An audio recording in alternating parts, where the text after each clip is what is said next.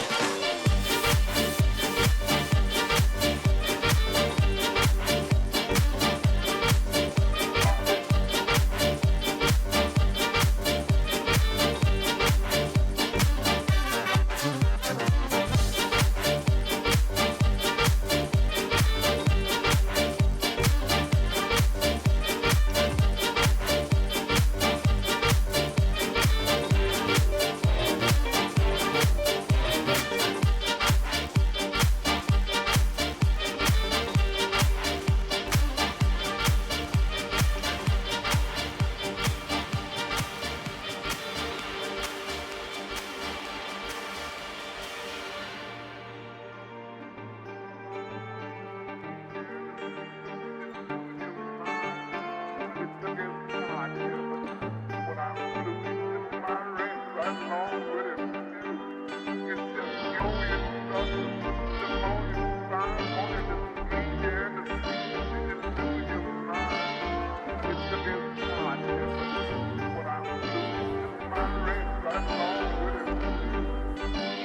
was another sunny day for me, going, but hearing the sound of the real folk on dancing cars. Rather than think that human being continues to keep on standing and breathing like a flower underground.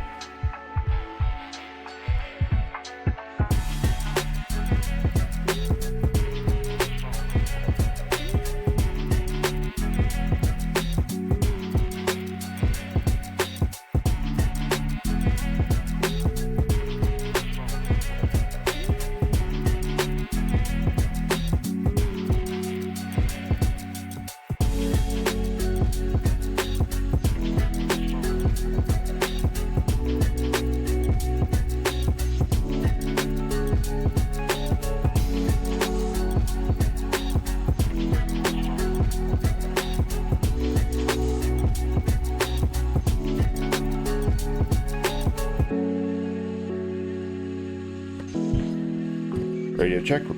Oh, I forgot the mic was on.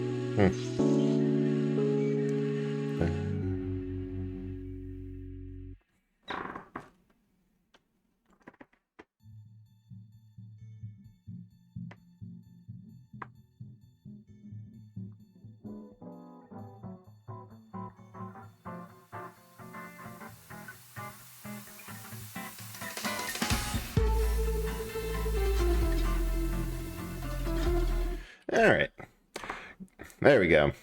And of course, the one thing that I can never actually get working beforehand, I swear there like has to be a way for you to be able to pop up and refresh your capture card before you start up, but I have not found it, or actually I haven't tried. But welcome everyone. So Botanic, Rosa, and Zany, thank you all for coming in early, and I can't believe this. I think this is the first time that all three redeems of third have actually been claimed at the start of the stream, so that's monumentous in and of itself. But before we start, and by that I mean for my preamble, as I do stuff anyway, I did actually think up some more midpoint goals for the Donathon, which it's going essentially until I decide that's probably long enough. So could go for a hot second. But so far, oh shoot, I realized the one thing I forgot to put in. Godly, thank you so much for the raid, like right off the bat. Dang. How is where the water tastes like wine? I've seen that, and like seen that around, but I haven't played it. I've also heard the music, and it's like really good. So I hope you had a good time. And if you have to like go get something to eat, get something to drink, do whatever you have to outstream. Ooh, very good and very spooky. Ludonar, thank you so much for following it. Hope that you have a good time here. No, that's good to hear, because I had it for free off of Epic a while ago, and there's just so many games on that service that I forgot to try out. But I'm glad you had a good stream. For everyone new here, I'm Eldritch Horror of Bread, Eldritch Horror from Beyond Reality. You found the old band Blockbuster full of classic games inside. This is going to be my obsession. I live here now. And mostly stream retro and some newer stuff. I refuse to admit that the Wii is retro, even though it technically is. Hey, Grace. Good seeing you in. I hope that you're having a good time. But yeah, thank y'all for coming by for the raid. One last thing that I'd like to mention, are doing a Donathon fundraiser for like this next couple weeks to help support a friend. So if you're able to, no pressure, but like every bit count. And they're just going through. Hang on, I'm trying to put up a dono counter.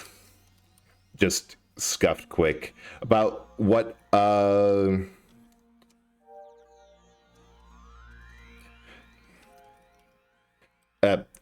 accidentally went back to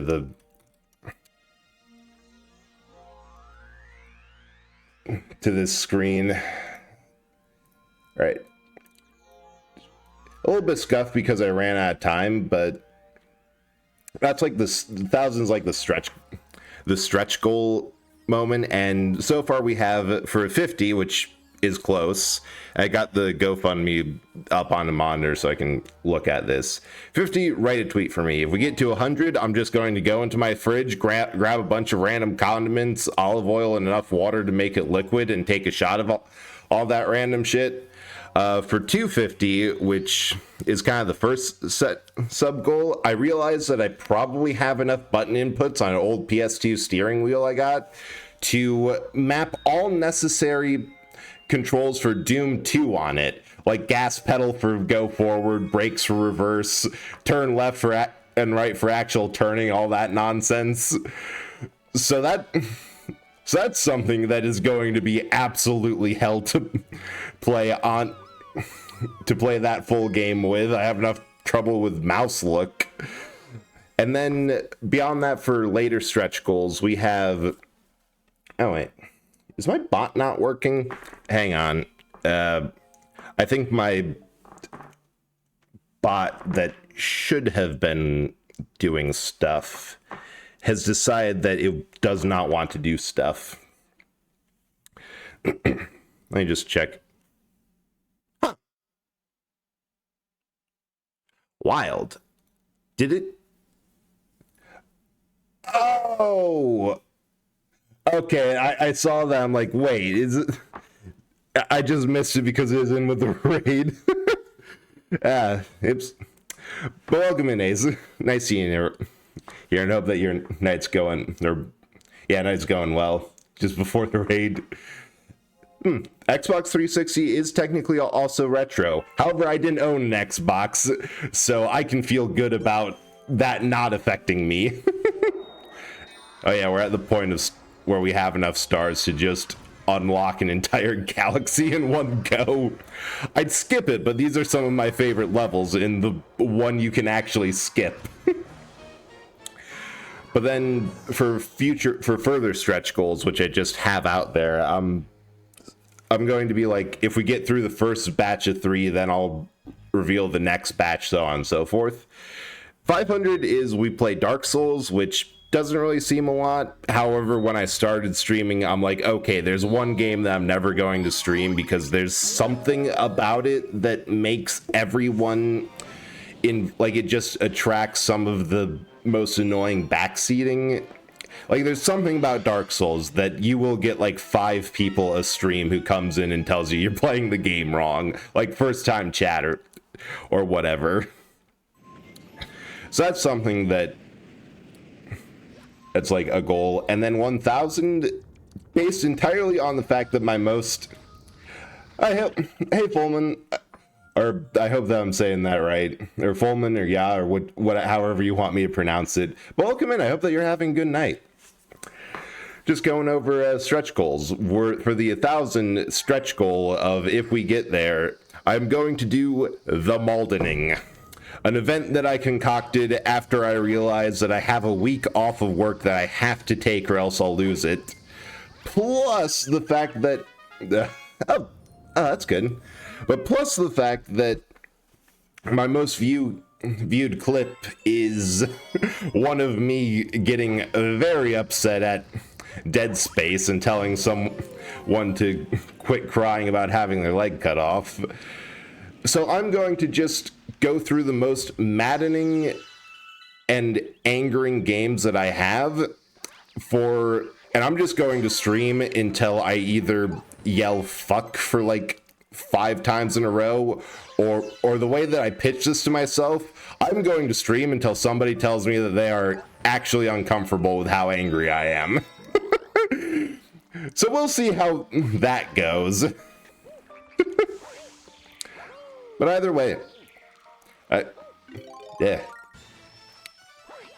Either way, I hope that everyone's going good, and I don't know, I think a couple of these would be fun. I'm not looking forward to the condiment shot, but you know what? We'll go with what we get. Oh shoot, you actually can just jump up out there. Completely kills momentum for everything else, but ow. Yeah. And I completely forgot where I was going with any of this, but yeah, as I said, it was just one of those days where nothing was really going well for me having a functioning brain through any point of it, because I ended up getting woken up an hour early because I have this like old alarm clock I never really use on my bedside table, and that ended up getting knocked off. And when I picked it up, I guess I accidentally hit the alarm button that... Oh wait, was that the way I was actually supposed to go? Oh, there's a skip. Wait, is it? No, there's more stuff over there. I want to see what the stuff is. And the last time I had set that alarm was before daylight savings time, so it ended up going off an hour early, plus with just bad sleep. So I'm like, yeah, there's like a non-zero chance that... Wait. Do I...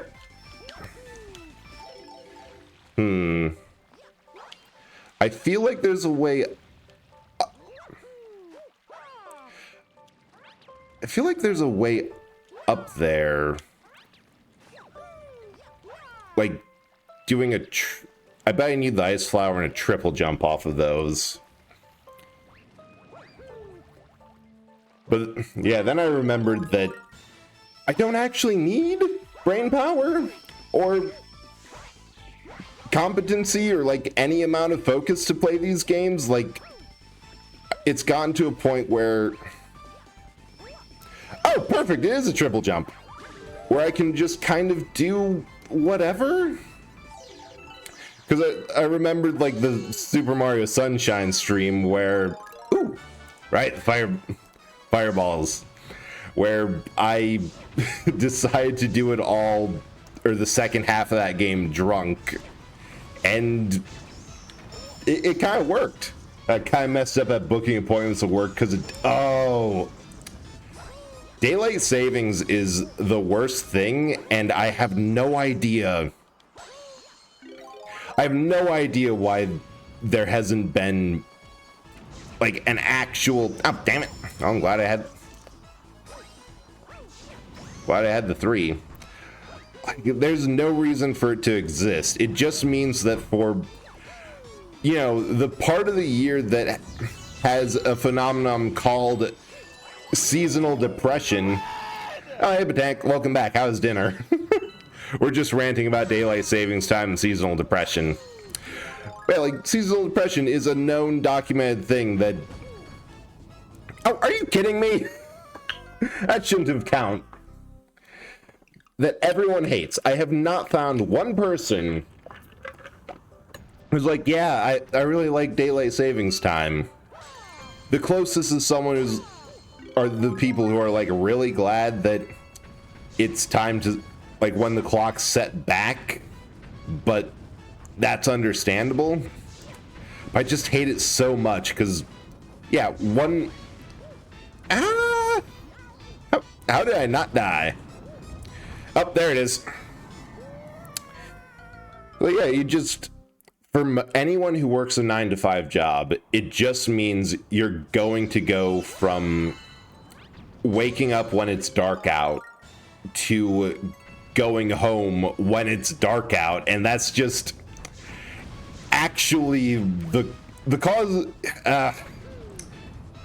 It's just the cause of literally everything. Okay, I'm just hanging here until wait, what? I couldn't get up because the thing was there. Oh, dang it. Like, the cause of everything awful in life is just capitalism. Every freaking time. Like, that's what causes seasonal depression. Ooh, noodles. I think oh, I forgot I could do that. That honestly sounds really good. Why is the timing for this going... Oh my god, I actually might... The Maldening might start now. Yeah, I have been offered one of those UV lamps because my parents have one that they don't really use. I'm like, no, I don't think it's that bad.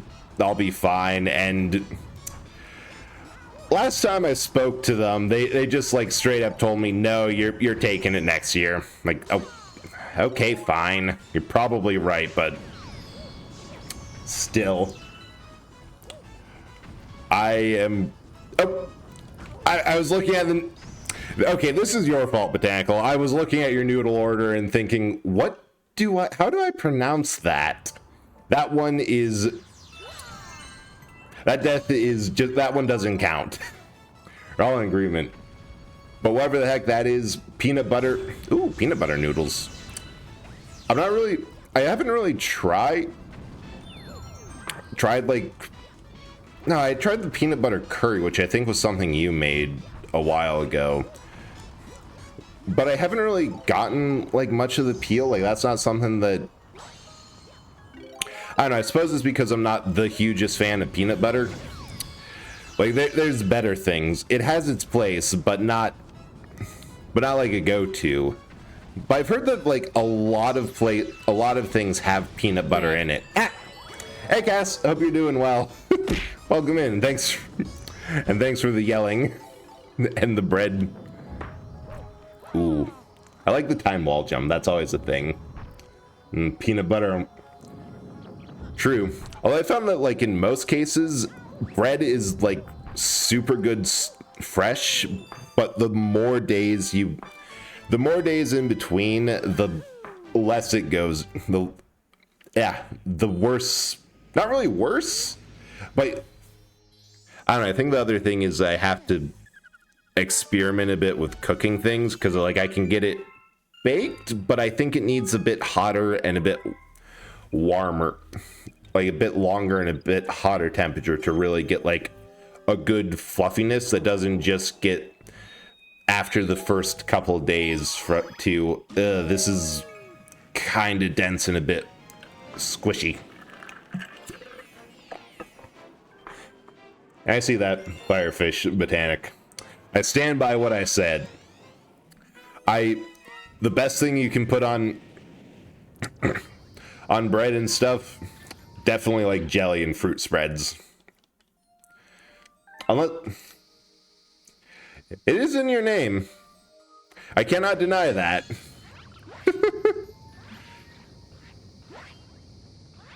I don't know, like if you get a good bread product, there's actually quite a lot of things that you can put on. Like I knew someone who put like vanilla yogurt and applesauce on top of wait, did that work? I wasn't looking. Because I remembered what you guys did. And that reminded me to actually remove all of that. So it shouldn't work anymore. You had your day of chaos. So I know that's actually the problem. I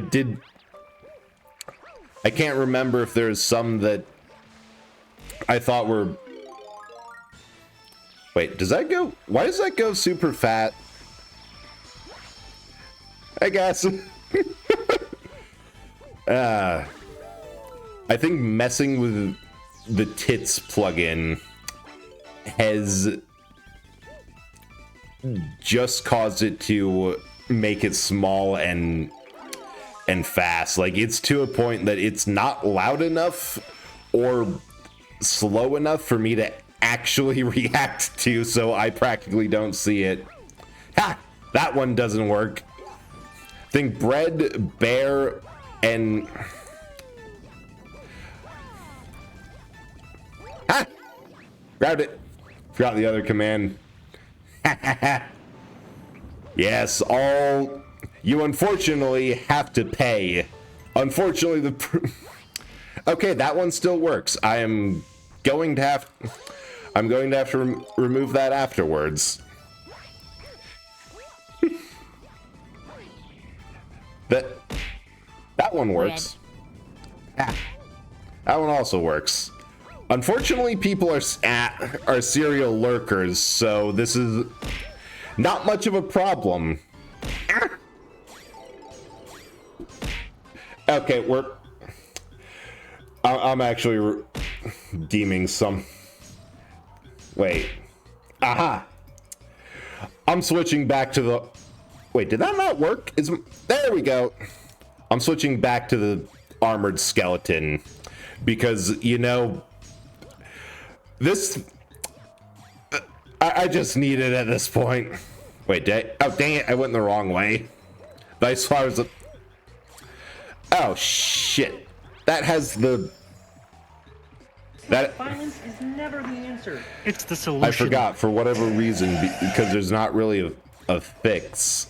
This model's, like, art files are actually smaller than the bread one, so all the projectiles become massive. So ironically, well, by lore, this one's the more armored one, because all the bones are metal and the head's literally concrete. This...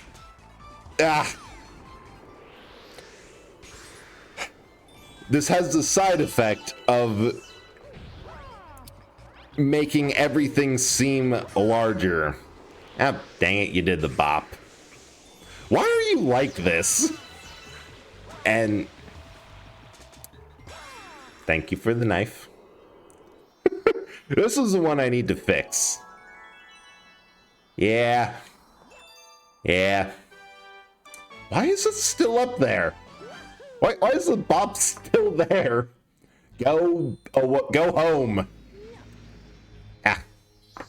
Thanks for the mitosis. Let me get the... Oh, wait. I forgot. On this screen, I have to first... Oh. I first have to go back because it... Live 2D is only properly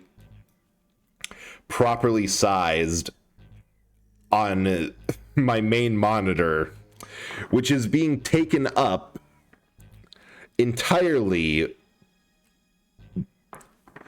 by... Wait, this is probably going to break things. Yep. And we're back. I should probably change... I'll add it to the list. There's a long list of things I need to change. This is 3 in a row? Really? Yeah, I think it's actually because for whatever reason... Yeah, for whatever reason... Oh, right. So the model tracks how I sit. It's normally here, which makes sense for where it hits on tits. But I lean back a bit, which causes me to go smaller. I'm adding a cooldown on that. So I thought there should have been one anyway. Reward. Wait. No. Jim. But I guess not. Just needs 2 minutes. There. See what you cause.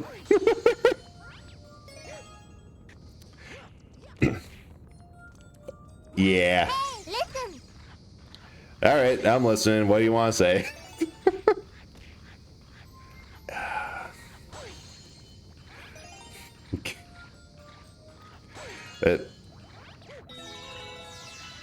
Yeah, whatever thoughts were in my head before. Wait. What the heck happened to my... everything is breaking tonight. Just a second, I have to fix... You would... My brain is not working enough to read that. That... Okay, turn that off. What...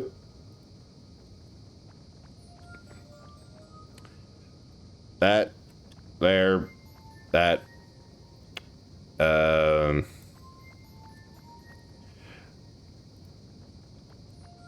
Wait, what?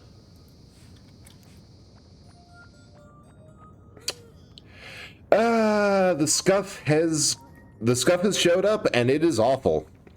There's not enough anything for any of this currently in my brain. I will deal with. Oh wait, I'm DMing this Saturday, or this weekend, or next whenever we. Wait, why aren't you pinned? There we go. Which means everything you do tonight, I forgot. We're going coat on and butter. No, wait. Let me try this again. Yeah, by all means. Thanks for coming by and thanks for the head slaps. I always appreciate you coming by and enjoy the food. I hope you have a good night. Okay, that there. That. So here's what the. Why are you? Okay, why are you like this, corpse? Here's the fun thing, Botanic. My plan for the first session back in my campaign, I'm trying to kill you guys. You're just making this more likely that I will cook up something to succeed. Steve, we'll see what happens to him. Hopefully he can take gunfire.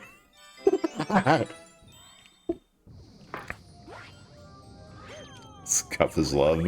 Yeah, it just happens. There's too much of everything all at once, and there's a minor quirk of the art for this model is that the bones underneath kind of overlap with the coat over top of it. So it's sometimes necessary for me to sometimes by a quirk of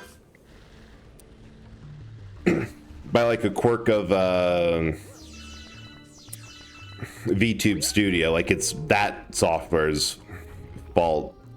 When it's supposed to be arm bones are hidden and coat is out, it gets flipped between.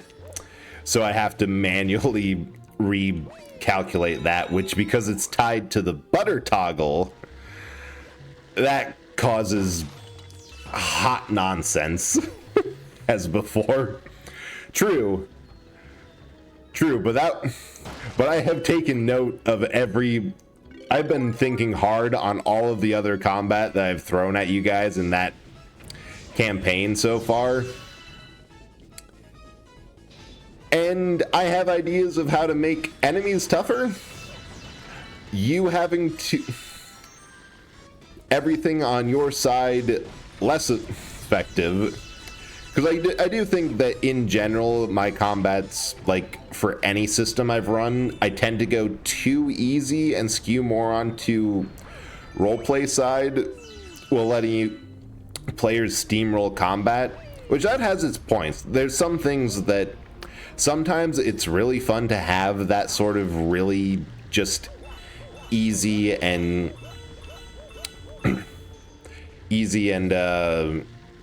fun combat. Like in a D&D game, it's nice to have some weak bandits who thought they had an easy enough mark for a group of travelers, and then realize, oh no, half of these people can and have fought gods. But also there's a point where you kind of need to bring out like some really tougher enemies, and even get into a point where you might kill them. You have a plan for what to do to keep them from. Hey, thanks for the knife. I think you got the neck. Nice shot. Don't worry, plenty of things have been thrown already. It was the SMG drop situation, but I feel the character. Yeah, that is true. There was a point, because it is a combination of all that. So many things. Because there's for the context, is one of the early fights in the campaign I was running. There's a system for the rules we're using, because we're not doing D&D. We're playing a different one. Wait, is that? No, I almost hit a different rule set called Savage Worlds, where it has a mechanic for sneak attacks regardless of who gets it, called the drop.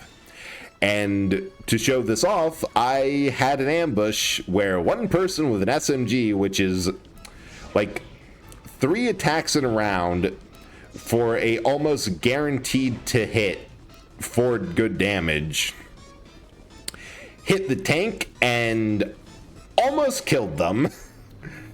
I think it was a case of use every single resource we have and some DM number fudging.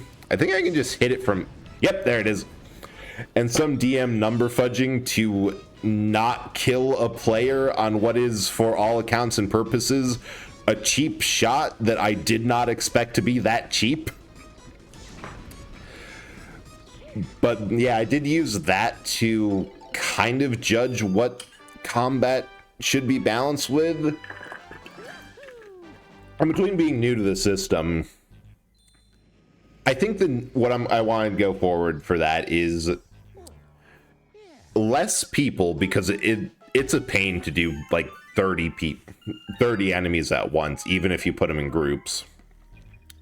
Less people, but each one is individually stronger. Ooh, Cosmic Comet. That's just going to be easier for me to run and more satisfying, because a whole lot of weak level enemies can definitely get you in a Zerg rush.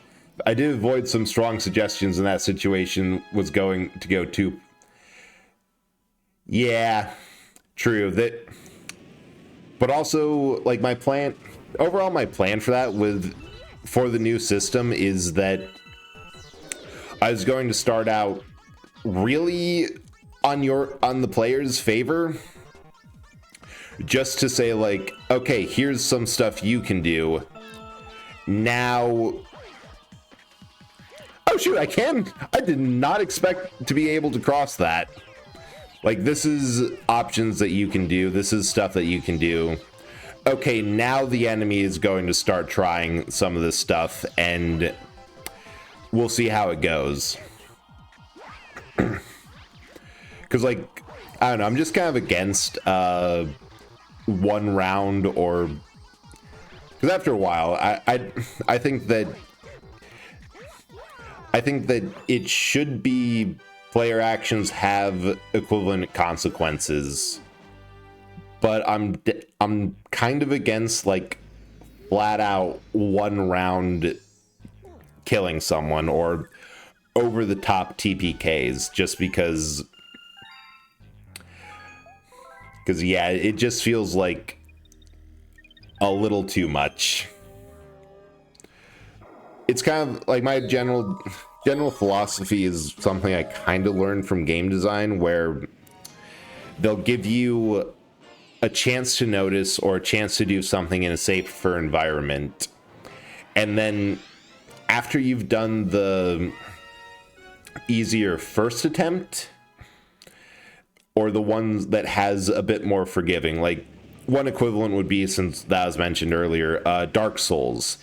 It'll introduce a new enemy closer to a bonfire or checkpoint, so that you can try it, fuck up, loot, die to it, and you don't have that long of a walk back to get your stuff. But then after the next bonfire, they're going to have those stronger enemies in, like, right before the boss, or the boss will use similar mechanics. And if you screw up there's no helping you. Like, there's no safety net or mitigating factor. Oh, I did get that just in time. There's Sonic 1 where, here's a spike track. What, unfair because there's no warning? Tough shit, kid, this ain't Mario. Yeah, Sonic is a whole thing that, I'm going to be honest, my opinion on the console wars is that part of why Mario won is the game design was a bit better. Because I'm sorry, I know that a lot of people love Sonic and it's very near and dear to many's hearts and childhood, but after so many games that, from what I've heard from diehard Sonic fans being, yeah, this one sucked. Yeah, this one sucked. Yeah, every game between this year and in this 6-year period was absolutely awful. It's like, are you guys okay? You do know you don't have to play these. I can give you some suggestions for other games if you're are you being held prisoner? Because it does seem to be a very tenacious one. Welcome, Chess. Hope that you're having a good night, and thank you for the lurk. They're just going over some of the new goals, so I hope to be in pain later. I just looked over at the goals and like, wait, did I misspell write a tweet? How did I misspell tweet? But yeah, I didn't see the Sonic. Oh, nope, that's death. Joy Sonic games wanted to throw Sonic off a cliff every little living second. Ow. I take that no Sonic fan wants to admit. Ever since Sonic Forces came out, Sonic has been in a better spot than it's been before. You know, I can honestly see that, because I would play Sonic Forces. Is that the one that... Yeah, I think I saw someone playing that, and after a while, like, they just couldn't continue. Wait, when did you get a wheel pedal set? It's not fancy like Zero Realms is. That... It's a lot simpler. It's one of the very basic ones that was like new and exciting when the PS2 came out. Like, it's designed to be used with it's a PlayStation 2 wheel that came with Gran Turismo. And I've had it ever since I had the PS2, which has been a long while, but only recently dug it back out. And because it's designed for the PS2, it also works for, like, you can plug it into a computer because it has a USB hit. Just know the goals. Yeah. I figure there's a lot of stuff like, oh, I eat something mildly unpleasant, or like a little bit of something, like, nah. We have to go extreme here. Is it worth it if it's not all the way? But also, thanks for the first time chat, saying you hope you're having a good time. Oh, first got check out and want to catch up on chat. Only person who actually likes Forces. You know, I can commiserate with that. I get the feeling. I am one of the few people who is of the opinion that Super Mario Sunshine is actually a fine game, and most all the complaints are kind of overblown. Because like every game, and Nintendo has a reputation for their fans being absolutely unpleasable, but when the next game after comes out, everyone's like, no, actually the game that we complained all the time about is completely fine, and they should do more stuff with this. Like, dude, the reason they haven't is because you complained so much about the first one. Yeah, it says first time chat. No idea how much you were lurking, but I get that. There's been some times when I'm like, I have forgotten to follow you, and I have 5,000 or more channel points. Sorry. It's first time global, because if so, like, everyone would have had a first time chat on the first stream of the year. But yeah, the Maldening for everyone who came in, that is just going to be pure and unadulterated suffering. There's a couple of games where I'm like, I am not playing this on stream, or else I'll get mad to a degree that is just... If you look at my clips, there's one, the top rated one, I believe, is from Dead Space, where oh, dang it. Bennett Foddy is actually not on that list because it wouldn't be me yelling and swearing at the game. It would be me going on a long, extended tirade about how everything that Bennett Foddy thinks about game developments is wrong and stupid, and he should feel bad. Which actually might make it on the list. But the plan on the Maldening is I'm going to take several of those games, and on like one of the days of the week off that I'm going to be taking up like sometime before March, I'm just going to play it and wait until I either start into a super long thread. Oh, dang it, no, I was on that. A long thread of continuous swearing, or somebody tells me that they are getting physically uncomfortable for how mad I am. I'm just going to try to get as angry as possible. You play your mauled games, and I'll come on and tell Bread. that would accelerate it so much, and I'd be so down for it. See, I'd love to stream Yu-Gi-Oh! More. Oh, I almost fell off. Why does this require so much focus? But the community, the community is so backseating, and that's why Dark Souls is explicitly a separate goal, because there's something about Dark Souls. I think it's like a combination of slow progression, the community of Dark Souls already being very backseaty, and just after a couple deaths, there's something that clicks in your mind of, oh, streamer is having a hard time. I want to help streamer. I'll help streamer, and giving unsolicited advice on it that makes it a rough game to stream. It's actually one that when I started, I said, I refuse to stream this at all. I will not. And you know what? Let's go. Yeah. I know what you mean there.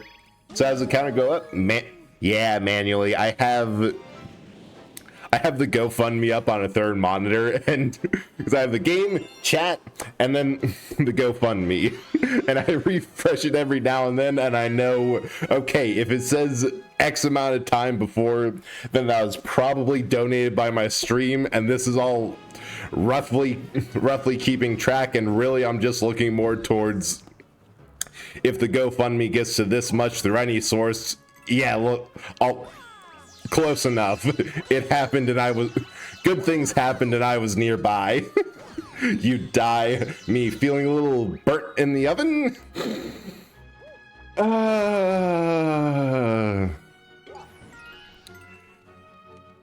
Yeah, that would definitely extend the maldening. Don't know. That's the 1K point, just haven't been. Yeah, that's fair, Zany. Like, I know a couple people who are like, these people are great and I would love to catch their streams more often.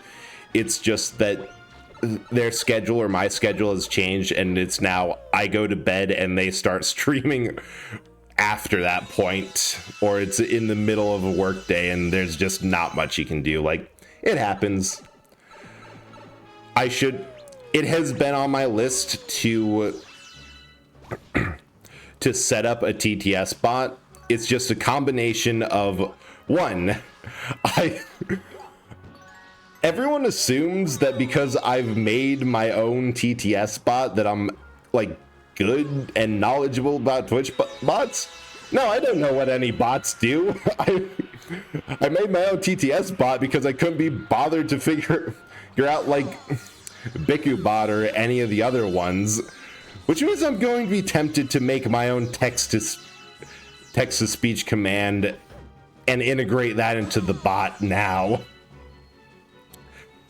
But like, either I'm just sitting in a VC and when I die, somebody with a streamer role in my Discord can come in and pun or something else. Oh, it is.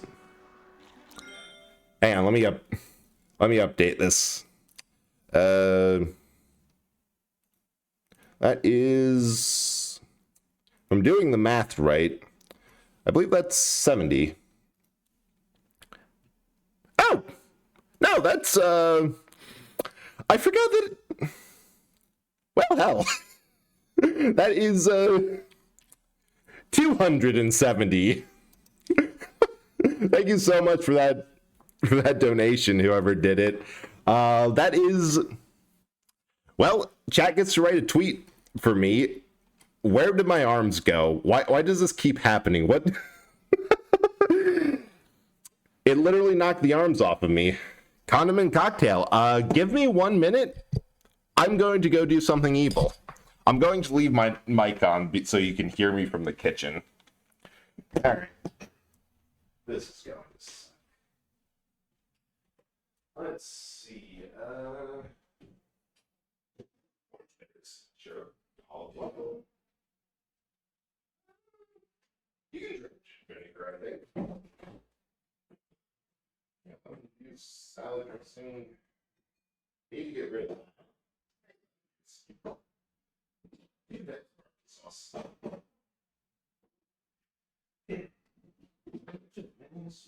What's yours?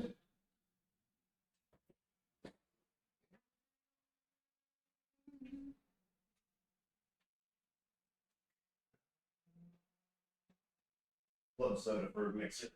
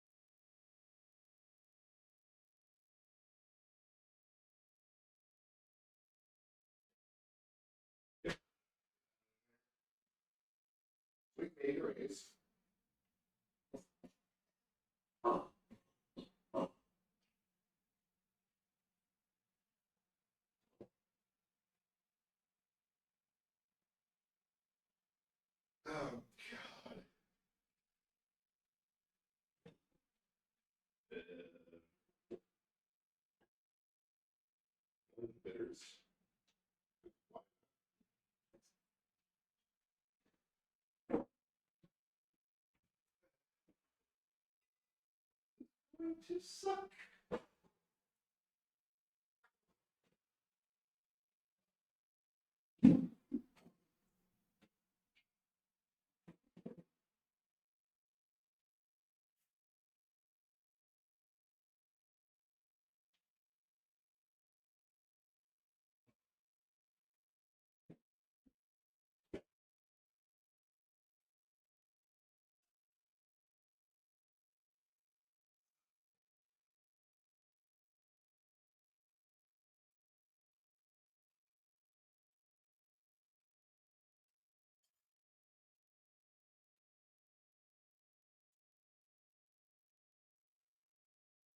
This is disgusting. It has ketchup, mayonnaise, sweet hot Mr. Mustard, yum yum sauce, lemon juice, tonic water, orange bitters, salad dressing. It's curdled and brown. I am going to post things. Yes, mayo specifically for you, my favorite mayo gremlin. Oh, yeah. Okay, this is... I don't have sriracha, but I wouldn't have... Oh, Zany, thank you so much for the dono, Zany. Like, that's super appreciated. Okay. This is going to be bad.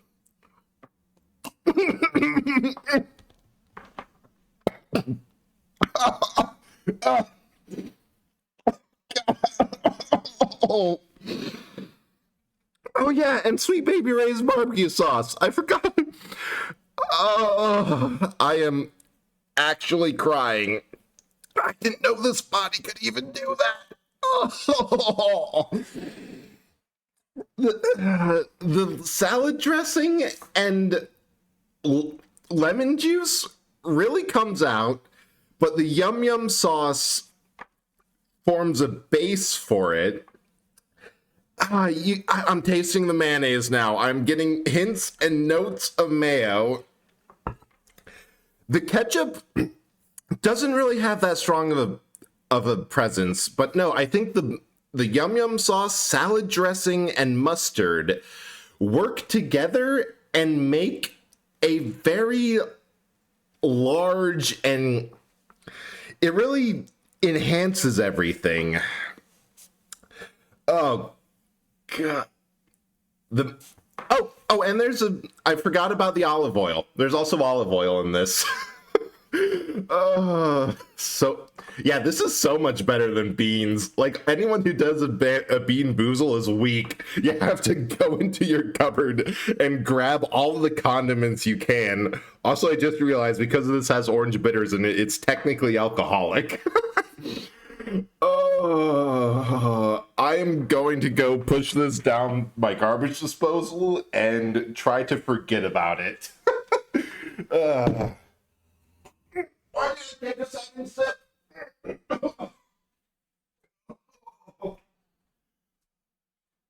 Oh.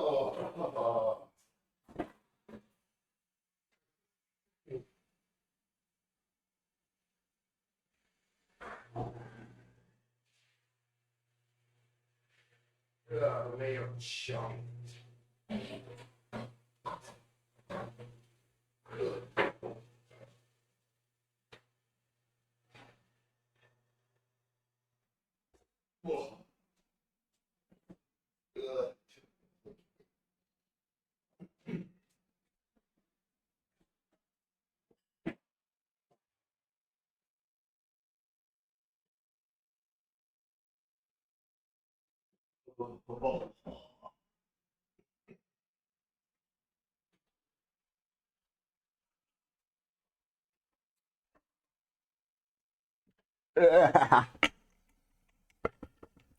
This is one weird ASMR. The thing that I'm most mad about is that the sheer instinct of, I have a cup in my hand. It can't be that. I think what happened is that it was so bad, my brain instinctively blocked out the trauma. so that I never have to remember it again. And I'm like, oh hey, I have a cup. I wonder how this tastes. And drank it as I walked as I walked away. And hey, it did work. I am very well seasoned. Oh.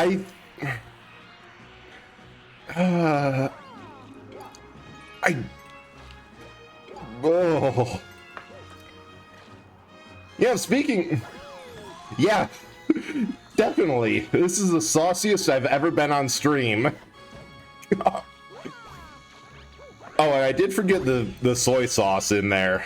There's a lot of things. I took a picture of every condiment I had, and a couple weren't open, so I didn't include them because I didn't want to take too long.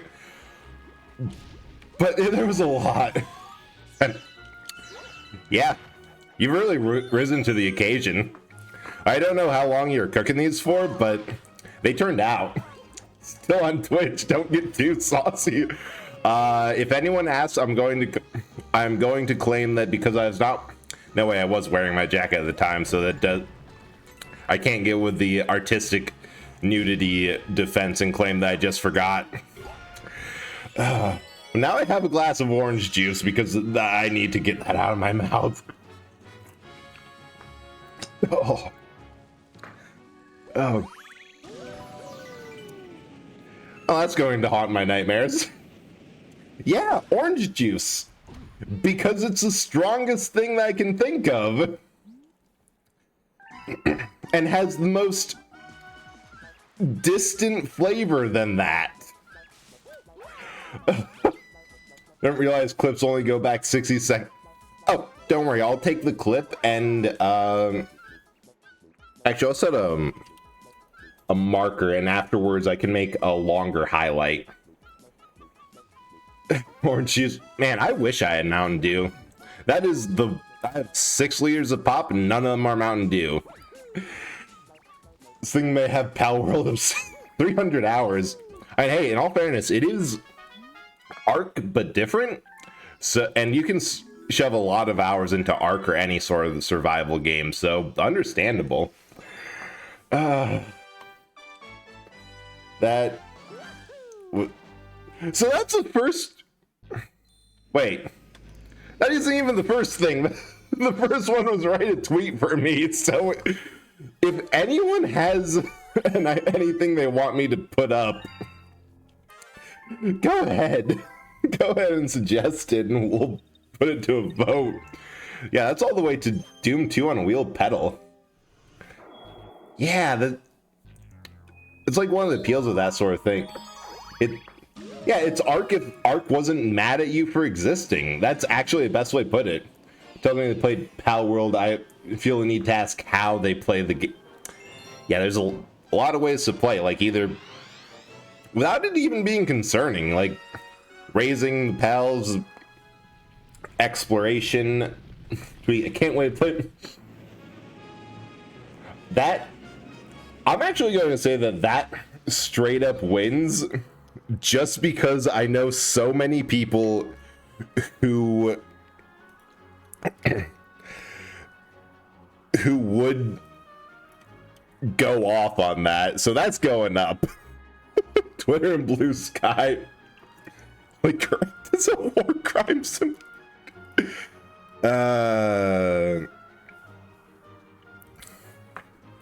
It is certainly, there's certainly a lot of ways to play it.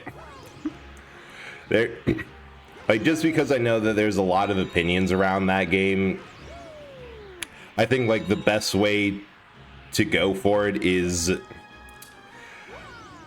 like, I have some opinions. Most of them is that aside from the fact that Ark is angry at you for existing, I think Ark is like the more finished game.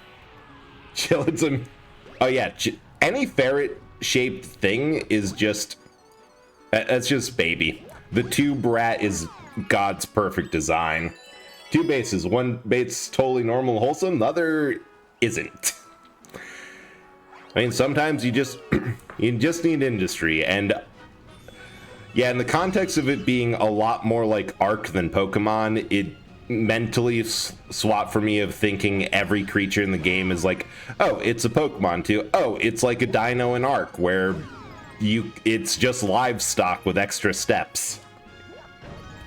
Yeah, that is true. It's in early access, so it's technically not finished.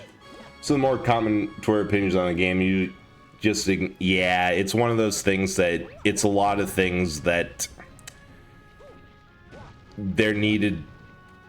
You can kind of tell that there isn't the context of having played the game. Like some of them, yeah, fair enough. Those I've seen some fair objections out there. A couple of them is just okay. That is that would be a fair objection if any of those mechanics that you say are in the game were actually in the game.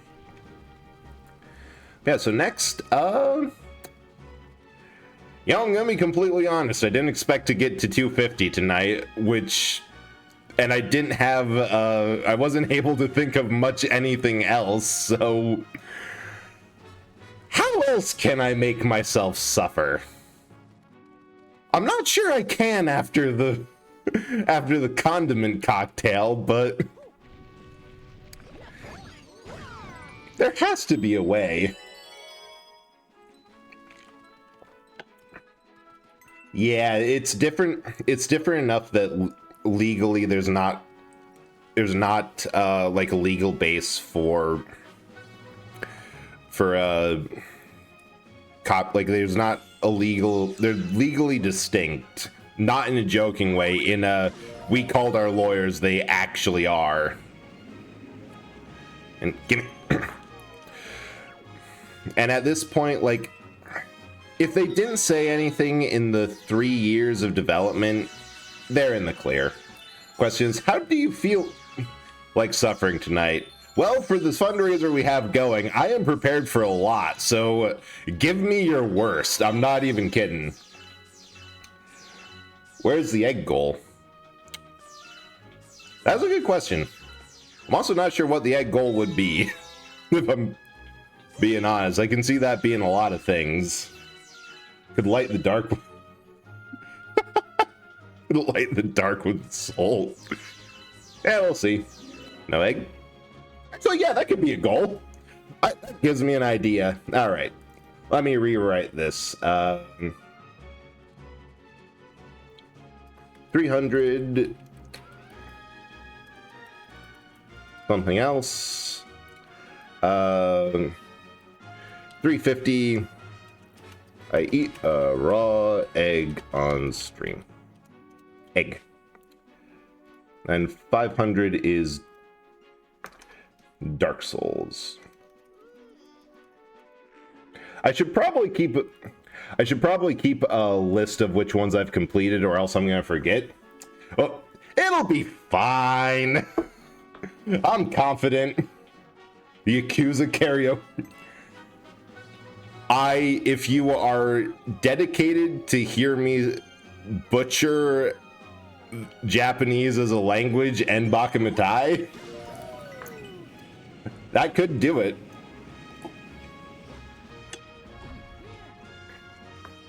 All right, I'll compromise by moving the egg goal. The egg goal. Wait, no, that's the wrong one. Will be, I don't know. Let's call it 750. 550. 350 will be no wait, that's good. 400. How do you spell karaoke? I can never remember that. Oh, I need a 450 and a 350. We'll deal with that when we get there. It's just it'll be fine. Eat the egg whole with shell? I could do that.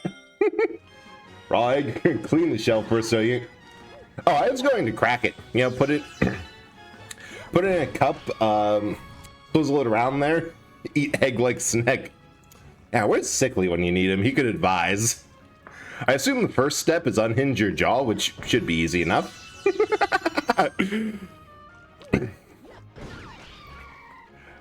Okay, as a compromise, we'll readjust a straw. I love that. Be careful prepping. Okay, fine. I'll actually prep the egg in some way. Because,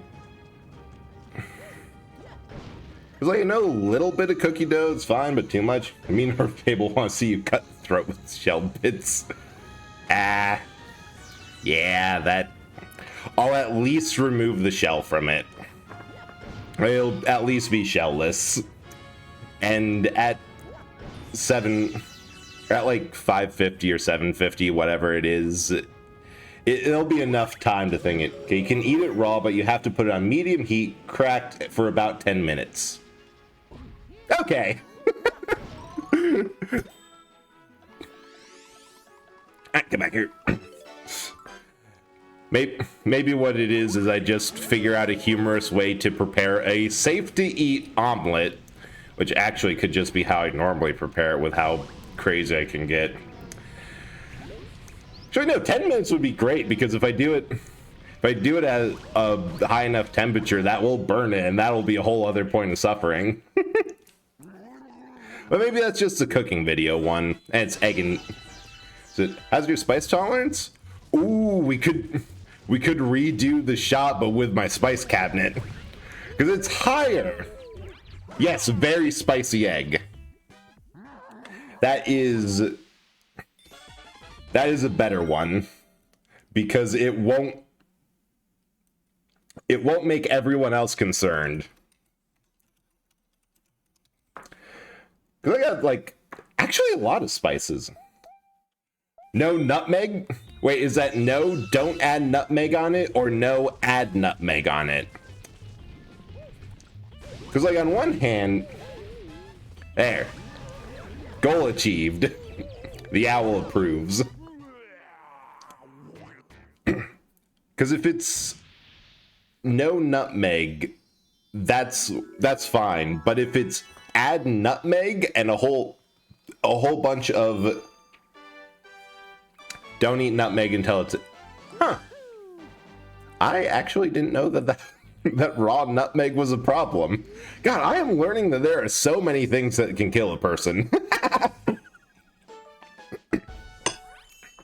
That is absolutely amazing. Because, like, I know that sprinkling... Yeah, on top of something, because like, I always put it in like cocoa or on top of it. Death by nutmeg's an awful... Damn. Alright, note to self, do not fuck with that spice cabinet item. You can mess with everything else. Ooh. Okay, definitely the base for whatever spice cabinet mayhem. That's going to be 350. That's going to be the 351. Spice Cabinet Mayhem. 350.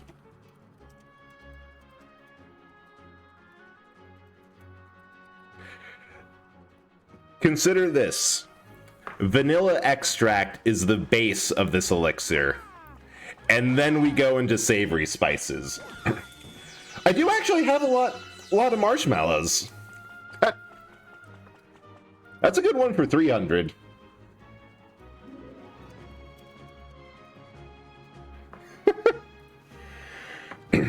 Because I know that's...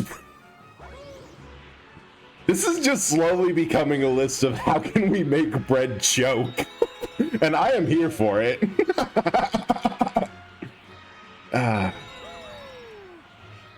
Although I have learned from experience and family member that do not hug the marshmallows, or else the most you can get from this is one.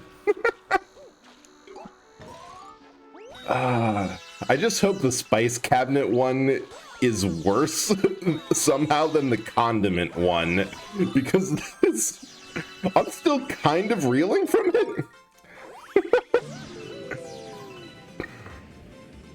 Ooh, for for extra literal spice, we could could mix in some cinnamon. Because I remember very young, I did do the cinnamon challenge, and that was vanilla essence plus cayenne. I do have cayenne pepper. Do have a like chili powder, all that, but the cinnamon challenge and a spoonful of cinnamon out in the yard because we were smart enough not to do it inside, ended up breathing a cinnamon cloud, glaring at my brother who put me up to this, and then coughing once the spice hit in, and eating snow to relieve the heat.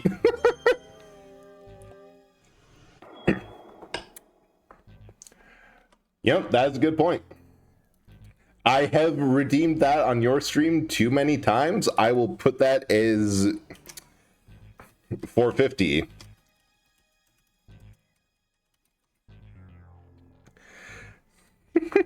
Vanilla extract is in the yeah, it's like bitters and vanilla extract are in alcohol. So it'll make it super.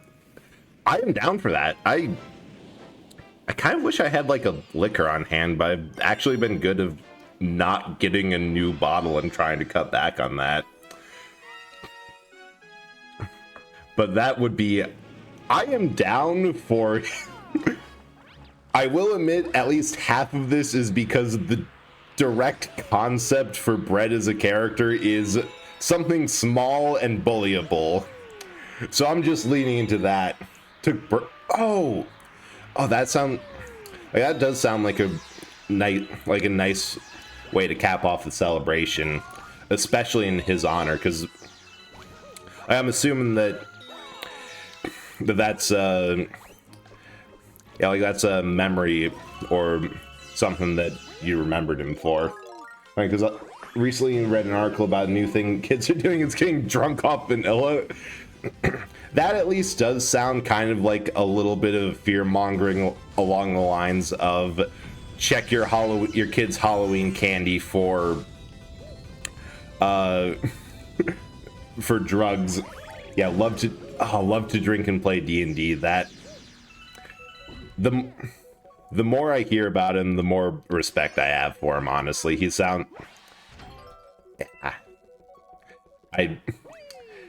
I don't know how to finish that sentence in a way to accurately come across with what I'm trying to say, but I lost track of that. Yeah.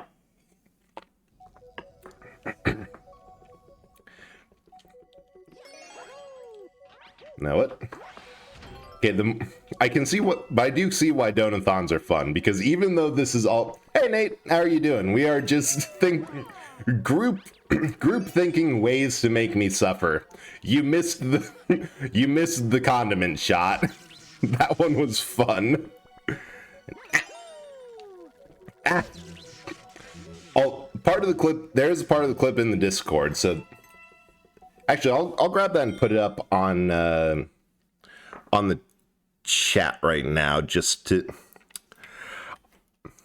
no wait. I'll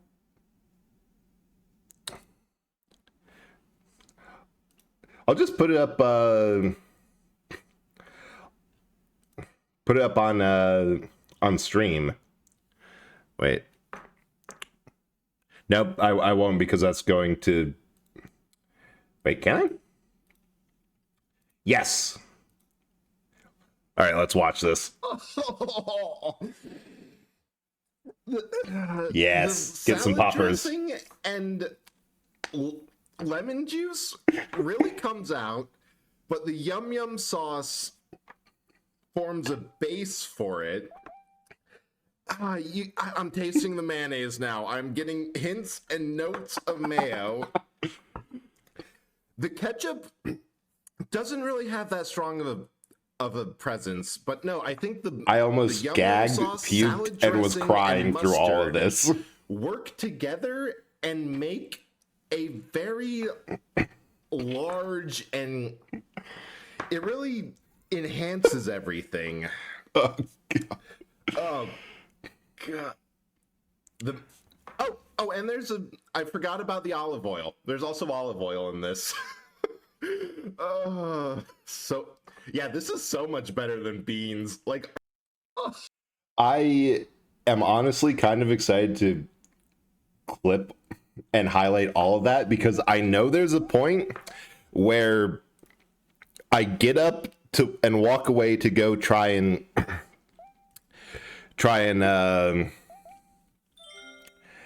or just to go get rid of it, and I instinctively take another sip. It's not better. That was a bad mood. You also missed all of chat talking me out of eating a raw egg on stream. It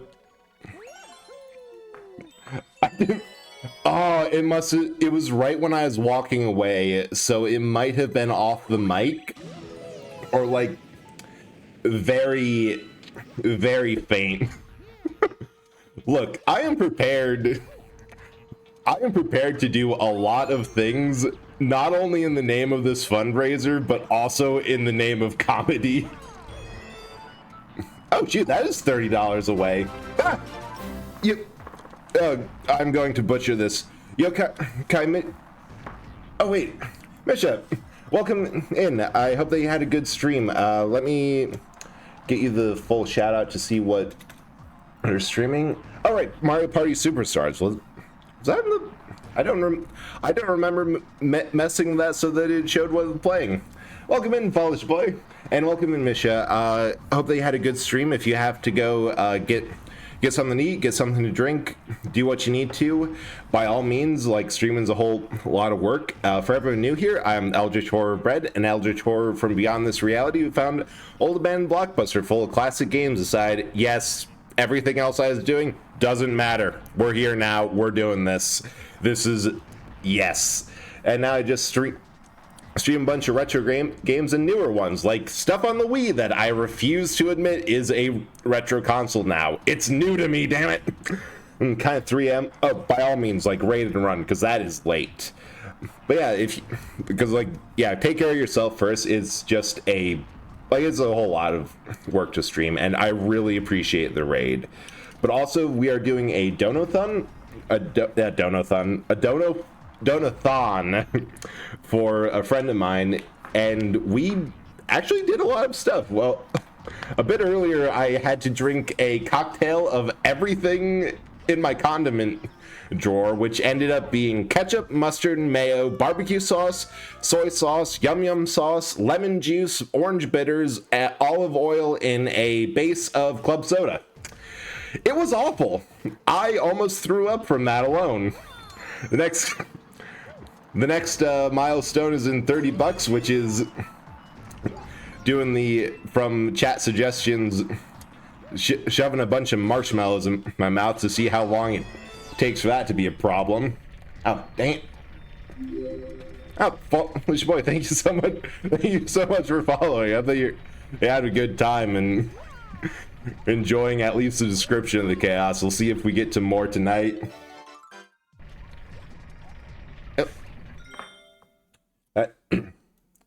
Annie.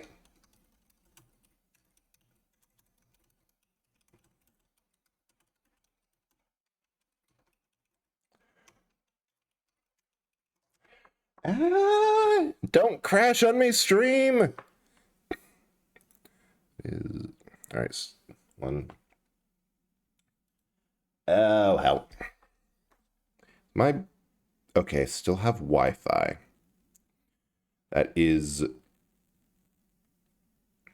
That's good. I have Wi-Fi. Okay. I'm just gonna put that in the chat. Sorry about that. I have no idea why my Wi-Fi has been doing that, other than the fact that my ISP is not a good company. They try and do not deliver. But yeah, the next we're 30 away from the next goal of me probably almost choking on marshmallows, because let's be honest, I am not going to. Oh, perfect. Welcome back in, and thank you again for the follow in case that got cut off. Like, really appreciate it and glad that you've enjoyed this so far enough to follow. There we go. Yeah, now that I think everyone's back, I want, just because it's for the Donothon, even if I've repeated this a couple of times for some people, I want to just say 30 more bucks next goal. It's the solution. 350 is Spice Cabinet Mayhem. Will I do something similar to the condiment challenge, but with my spice drawer in a base of vanilla extract? So if that doesn't get me to puke, nothing will. I am immortal. Why? Because we're raising money for a really good cause, and I am willing to put myself through a lot in the name of comedy, enjoyment, and fundraising.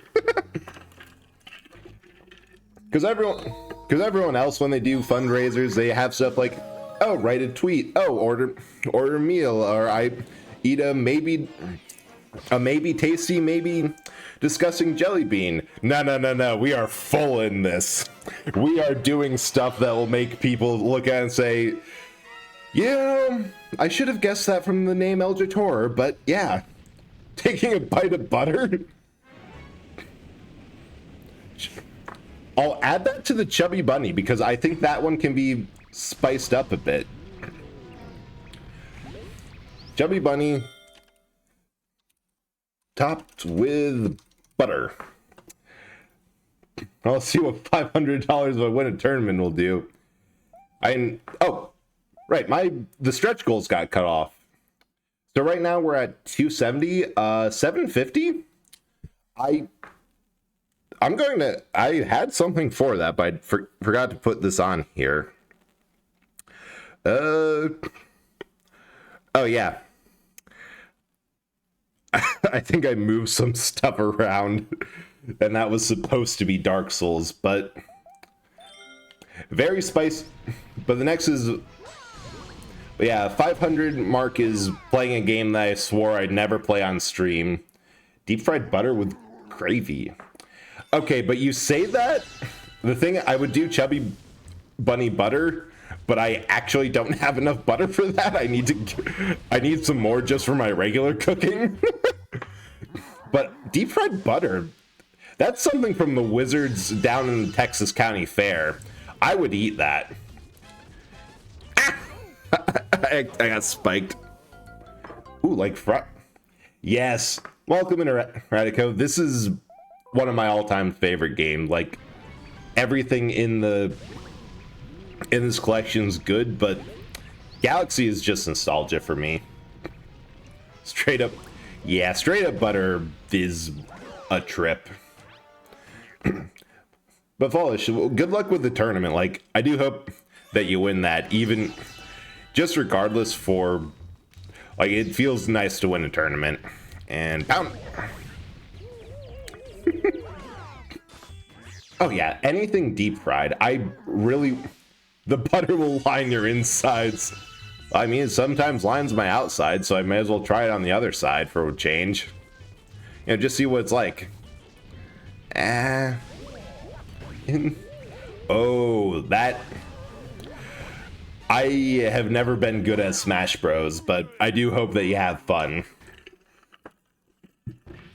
Because high-level Smash Bros play, even if you don't like the game or like viscerally hate it, it's impressive to watch. It gets so fast-paced, and like seeing some people go for an extra minute or so after both people have fallen off the stage and are just juggling each other underneath it. It is impressive. Don't think it was Texan, but I remember hearing someone manage to deep fry water of all things. I've heard from the Texas County Fair, because that's the one that gets the reputation for being staffed by literal deep fryer wizards, that it could have been the chunky water stuff. I remember the deep fried Coke, which is the one I'm thinking of being really impressive, because how do you deep fry a liquid? I know Kool-Aid, you do the powder. Like, that's what they mean, that for, like, you put in the powder it gets kind of like thick and not in a like fully liquidized. But that water's inside fried bread. Wow. Yeah, mix it into the batter. That's what they do for a lot of it. Ooh, water pie. I've actually heard of that recipe, and I might have it in the same book that gave me the mayo cake, the like Great Depression era cookbook, because it's like I've actually heard that the water pie is pretty good. Same way. Oh, they use the syrup and mix it into the batter. Right. I remember hearing that it's a lot of things. Wait. Naturally occurring heavy water. I wouldn't eat that. Like, that heavy water is primary, like, first ingredients for nuclear research. Hey, thanks for the lurk and good luck, Polish. Like, that is not, that's something that you should handle with care and not eat. It's not ingredient per se, but used for, yeah, used for cooling. It's, I have always heard is like various war movies starting with the plot of we have to go and break into this top secret facility to prevent the Germans from, or destroy this heavy water shipment to prevent the Germans from getting the bomb. D2O, not toxic unless in high quantities.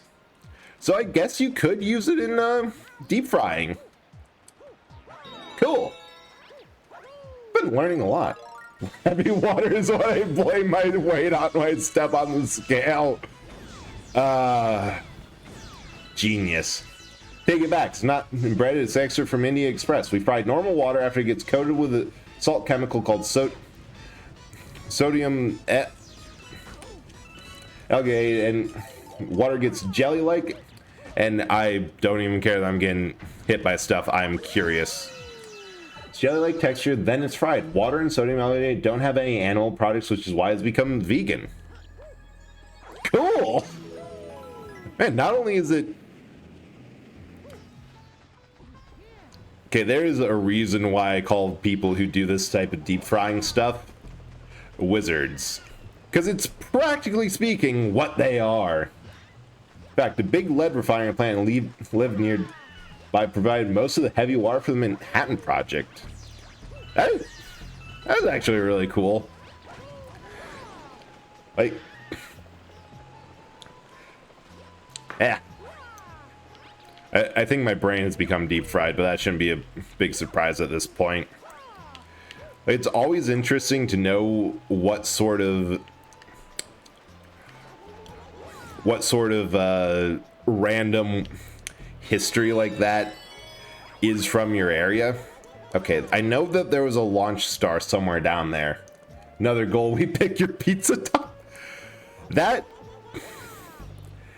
might not be the best of goals, because I am one of the few people who have had anchovies on pizza and said, actually, no, these kind of slap. Oop, only egg. I'm not even sure there's a place near me that'll have egg pizza. I gotta try it. Oh, a little bit of mayo. But Tank, you put mayo on everything. You put mayo on mayo. all left beef. It's just star bits. God, I remember Mod's Pizza. If anyone has ever had that, where it's it's like Subway for pizza, really good. My biggest problem was that I put like every single thing on top of it to the point where it was like, yeah, just put everything. It was completely overloaded, but so good. That could be something. Very spicy egg on... Ah! Hey, Spirit. How you doing? We're considering of different things to put eggs on. Maybe... Ah! That answers that question nicely. Mods is so good. Oh yeah, eggs...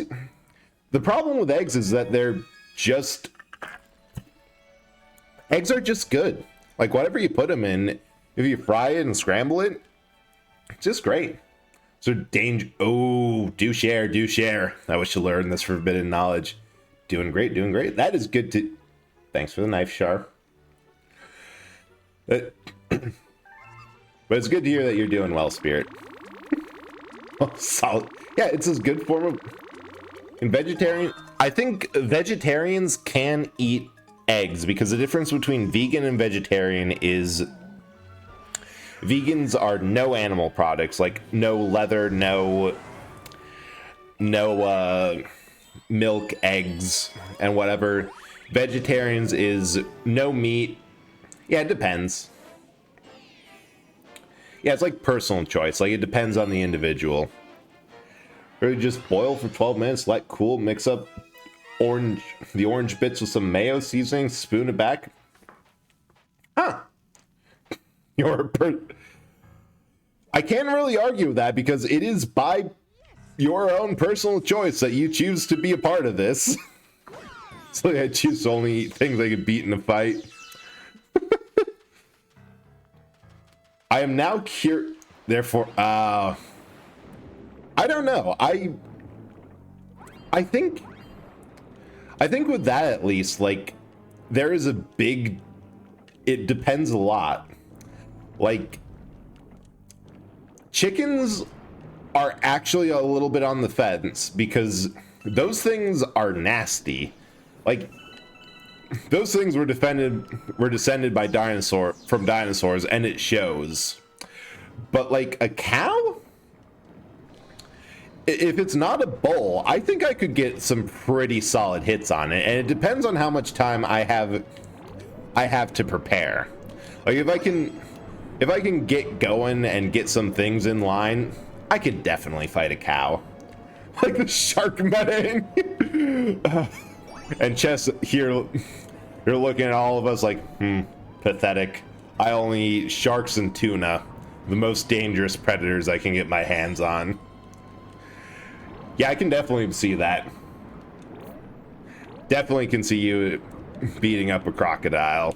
Like, no question there.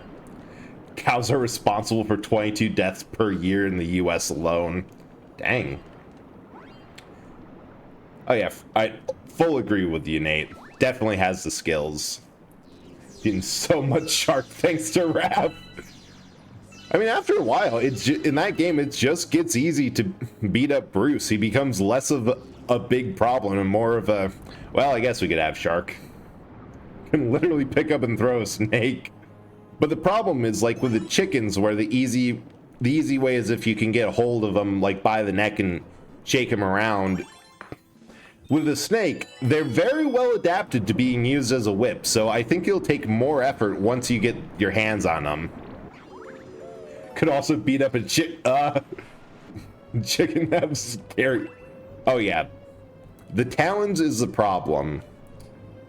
But I think once you get past that, like, you might take a little bit of damage, but it'll be worth it for the fried chicken. It's like Oh, Botanical, you know that is not what you top out at. I know that the amount of gremlinosity you have inside of you, you're probably going to be eating good. My fair share of animal encounters. One hurt me though was a goat. Ooh, goats are nasty. I know there's something of like the things you think would be docile, like more herbivore things, can actually be really mean because they don't have to pick their battles if they want to eat. They can just go all out on defending themselves because if something happens, they can just eat grass. can beat a hare in a fight, just challenge a race, they'll grow too arrogant, take a nap, and take a knife. Give children. Give 4 children. Give 4 children. Supplies are running low.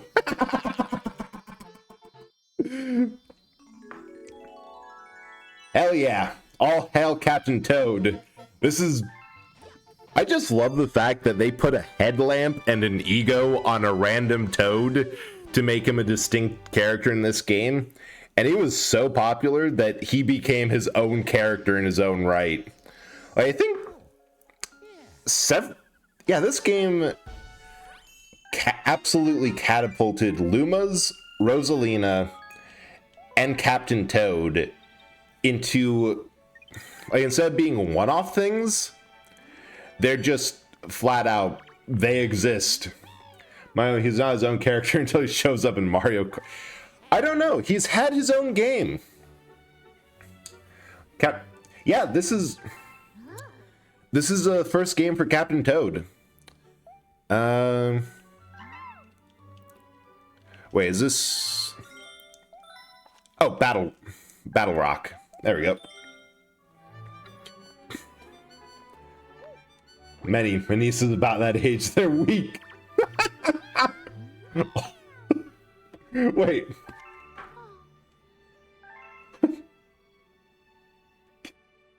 Are we talking about... Oh, was the maximum amount of kindergartens you could take in a fight, no weapons?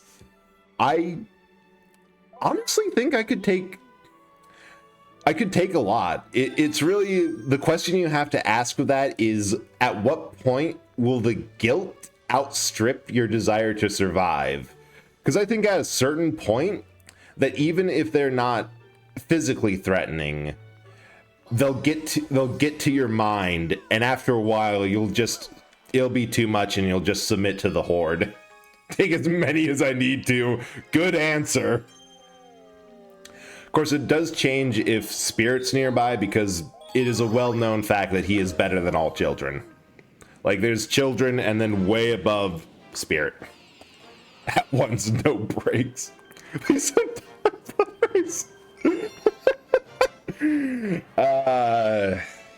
If I see him, I make no promises. The guilt starts big, but once 30 kinders are fighting you, once the adrenaline kicks in, once the fight or flight really gets to fight, by any means to incapacitate them, or is it to the end? I assume it's to the end. It preserves the drama more that way.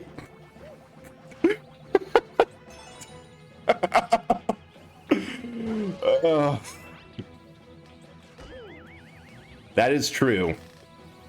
You are always in fight mode. Like, you prove the theory that anger is a constant. There's a constant amount of anger in everyone. It's just that with short people, it's more condensed, so they're much angrier. I didn't hear no bell. Hell yeah, Shar. I mean, to replace the kids with an animal, if one bird wants to fight, you try not to hurt it. But murder of crows, it's killing time. Oh.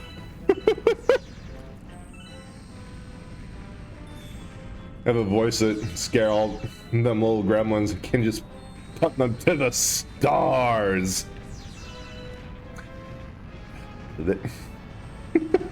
Thanks for the knife. So I guess you're armed at least, Botanic.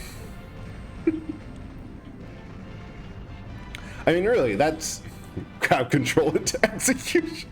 The human body is notoriously weak to being air comboed. That is true. Like, if you get a good chain, they just don't have the ability to break out of it and retaliate. Like, they just have no zoning, or whatever the fight game term is.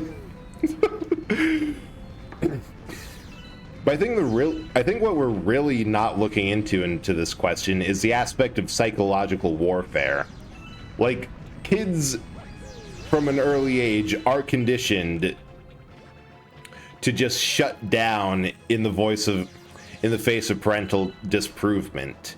So if you can do a good mad or angry parent, I think that you could really just like go in and stun lock several of them as you hit them with just some mental shutdown. Some point the combo meter maxes out and the damage scaling so small the kid stop taking anything meaningful. Yeah, you have to know when to stop the combo and let it reset. Wait, it is? Oh boy. Yeah, that's 30 more bucks. Let me thank you for watching this. So that is 300. I'm going to go grab the marshmallows.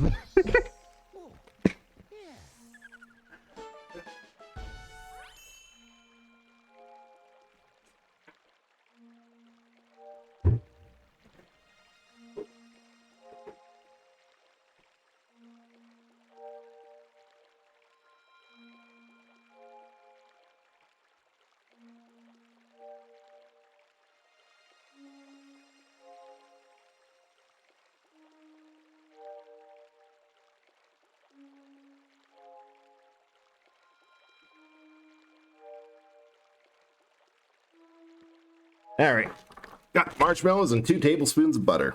I'm also just going to, because I think it has better face tracking, swap back over to this model.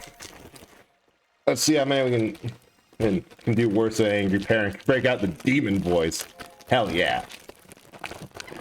Okay, let's see how many of these we can fit. Going to try to do, I know I can definitely get to like 4, and then the first tablespoon of butter. Is never the answer. It's the solution. 2, 3, 4. Yes, that is a risk I'm willing to take. First butter. Oh, that's an interesting flavor. 4. 4. Oh. 9. 4. Oh.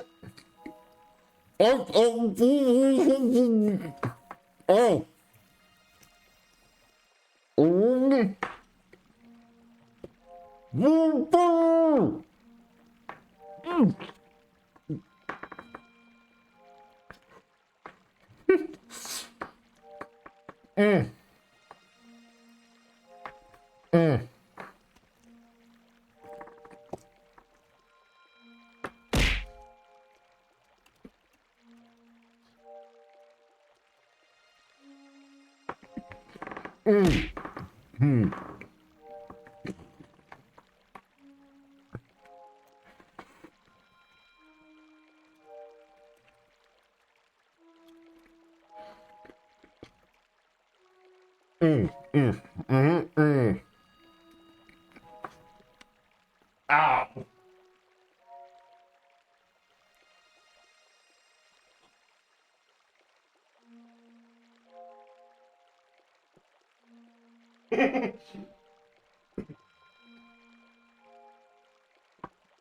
Hang on.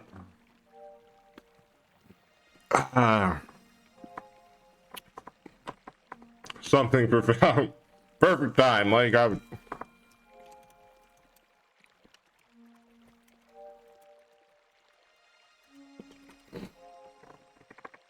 Sure, I know one. No, wait.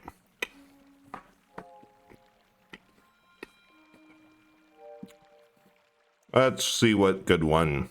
Oh, here's a perfect one. It is said that your life flashes before your eyes just before you die. That's true. It's called life.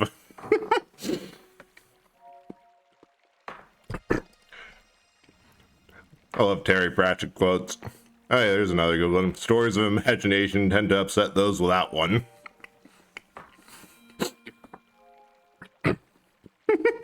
If cats look like frogs, we'd realize what nasty, cruel little bastards they are. Style. That's what people remember.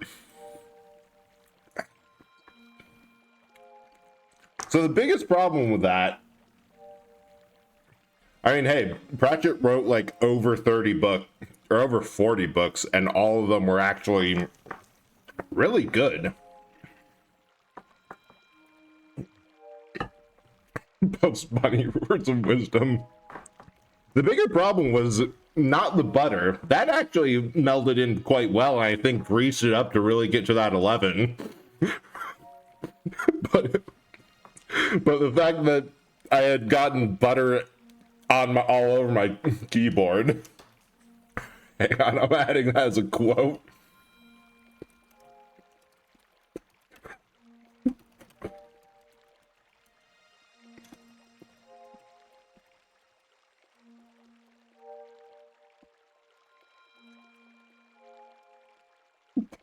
Go there. My life flashes before I die, and study for a test, so you temporarily die to remember. That would be a thing. Yeah, I'm going to go put the butter and the marshmallows back, because if not, I'm going to eat all of them. Just a sec.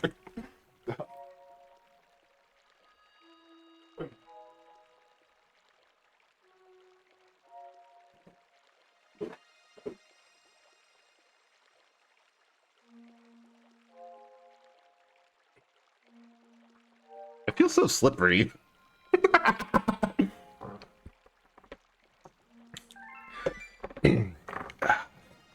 That actually wasn't as bad as the cocktail, but that's probably because it didn't have as much mayonnaise or mustard in it.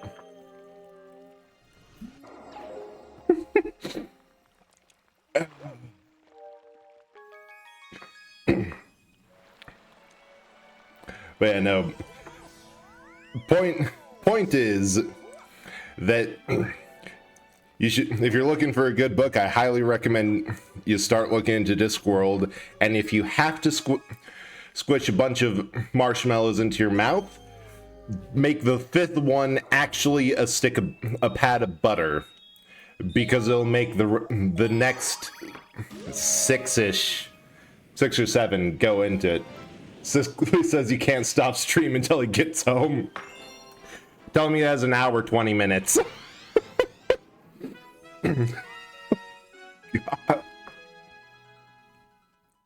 Okay, what? Oh, 350 is going to be... Wait. Oh, shit. I just realized why you mentioned that. Because I remember last stream he asked what 50 bucks would make me do. This is going to be a fun night. Maybe I have a feeling tomorrow's meals are just going to be plain. If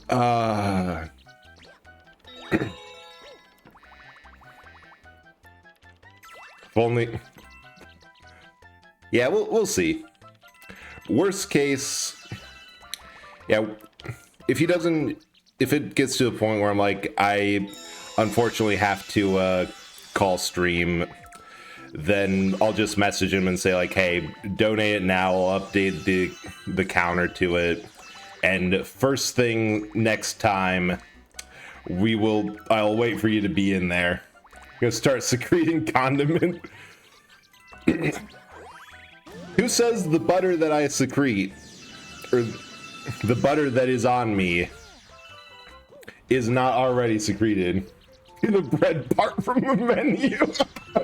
Breadless bread course. Whereas bread, suffering from the hubris of eating so much butter and other nonsense. All condiment.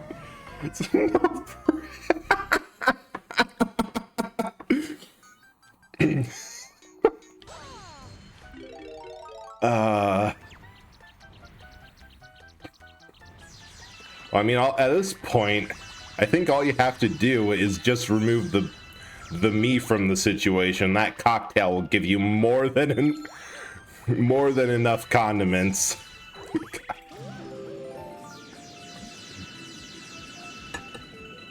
Yeah, I will say the menu as a movie, it's a whole lot better when you're not watching it over the shoulder of someone else. And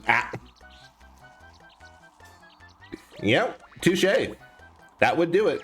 I haven't figured out why it doesn't depossess the small items that I have pinned to me, but normally that does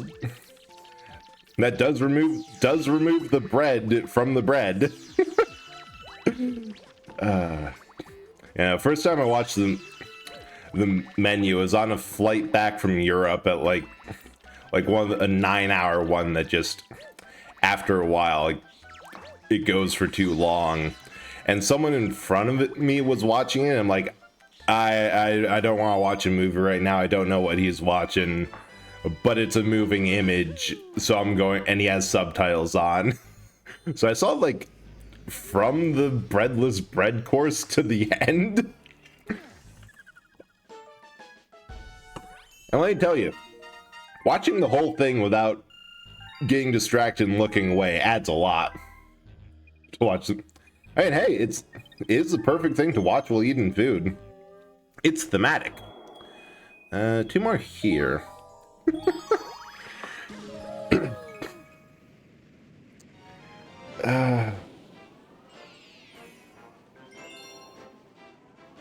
It really says 11 CST, so 2 hours 10.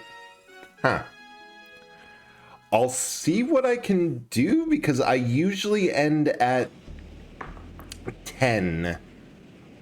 Partially because like I get up early for work. I'm also half tempted to say, it's too bad we'll have to wait till next week Tuesday's stream so that because I did not expect to get to 300 tonight.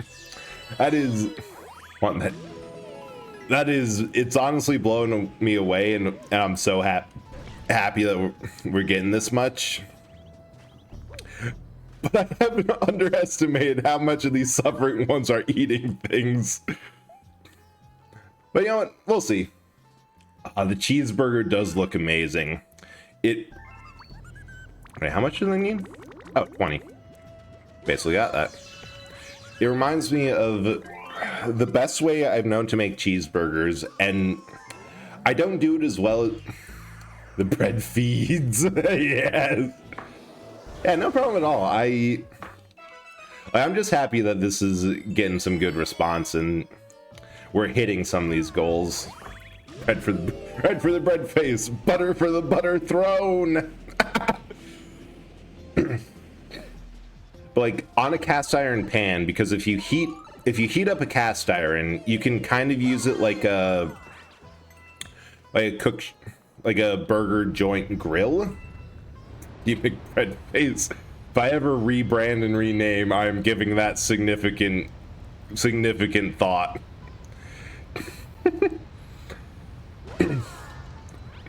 But yeah, you let the cast iron heat up, then it's best with pretzel buns. I don't think you need to toast them, but it's up to you.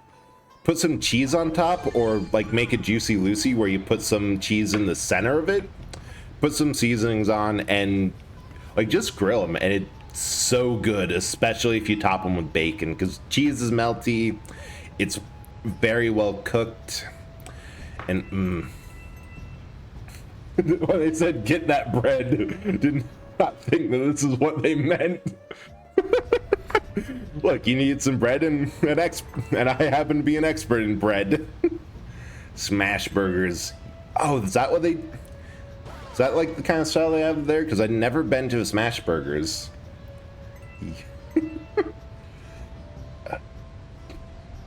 Was I talking about before this? I don't know. I think that's like one of those things, like Whataburger is more out to the west, but like Smash Burgers, oh, there it is. I cannot quite get over that bump. But, oh, really thin patties, yeah. So I think, yep, this is easier. Here's when they smash the so it's like how you should make spaghetti, where in order to test if it's done, you throw it at a wall first, and if it sticks, it's good. That makes sense.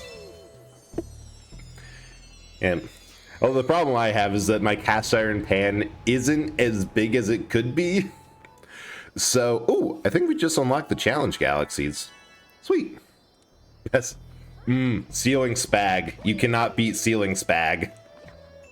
Should Smashburgers more of style instead of brand? It's hard to tell because, like, there's a lot of names for a lot of things. Take the patent ball of meat, smash on rippling hot griddle, topped with chiz and onions, and bada bing, bada boom. Ooh. Cooking and caramelizing the onions, that would be good on a burger. Because I kind of like them just raw on top. Where were you and Left Shark? I think in the basement of home. I think I got dragged along to a Super Bowl watch party, and I was only in it for the commercials, and Left Shark was the best part of it. Ceiling pancakes. You cannot... Really, the best food involves some improbable method that gets it stuck. Ah! Hey, but Skindles. Oh, thank you so much for the... Wait, 500 bits? Thank you so much for the support. Like, that means a lot, and I'm really glad that you've liked the stream so far. Like, that... I also think that I have this set up to rain on me 500 times. So really appreciated.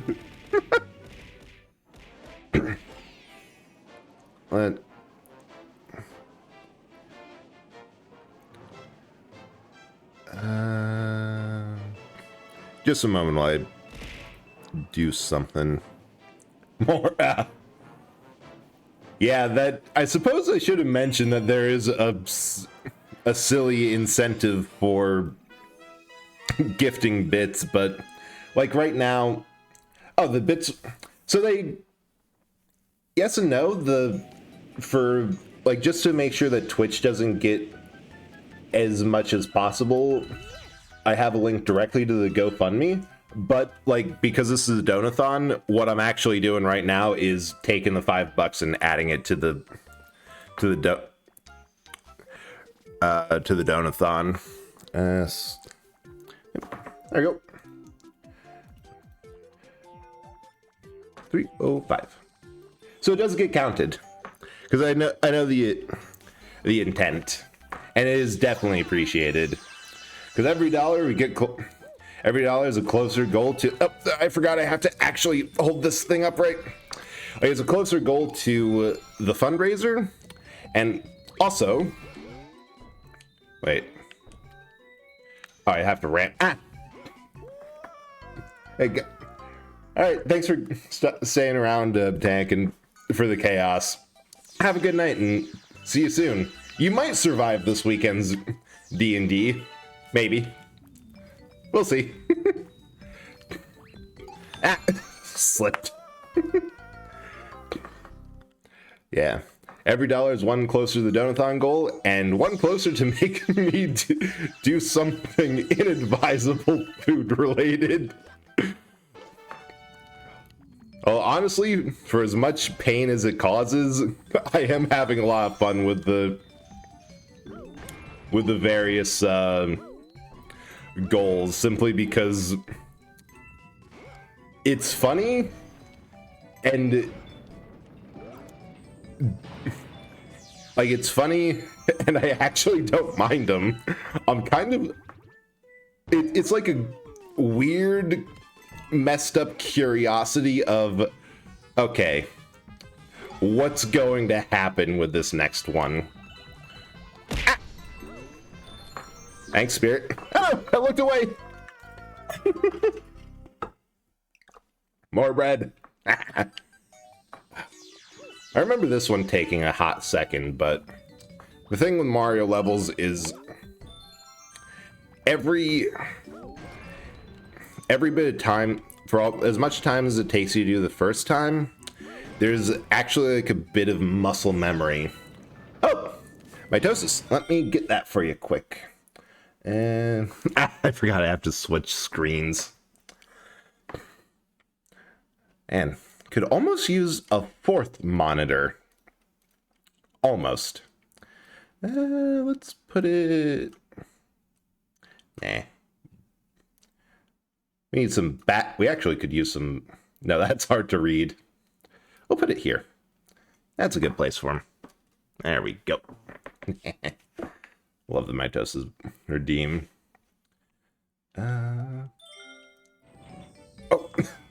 I swapped over right before my monitor changed. Like, wait, where's the game? Oh wait, I actually have to move and do stuff. Ah. Oh.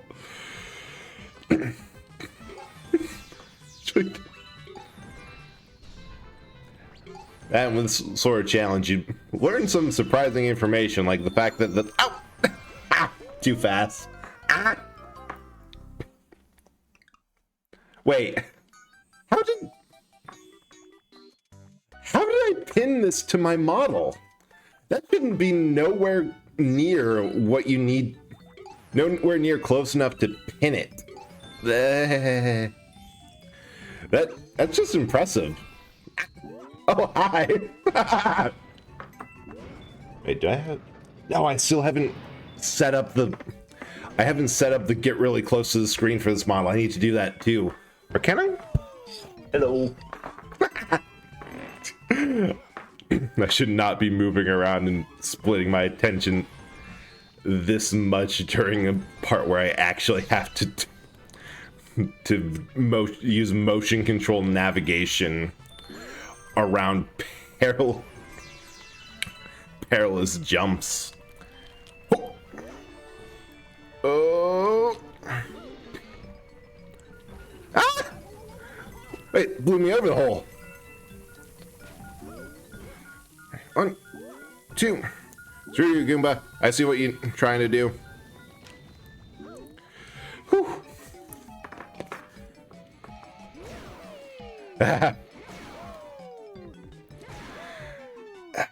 Easy. Basically there. Could just give me the star now and nothing more to worry about.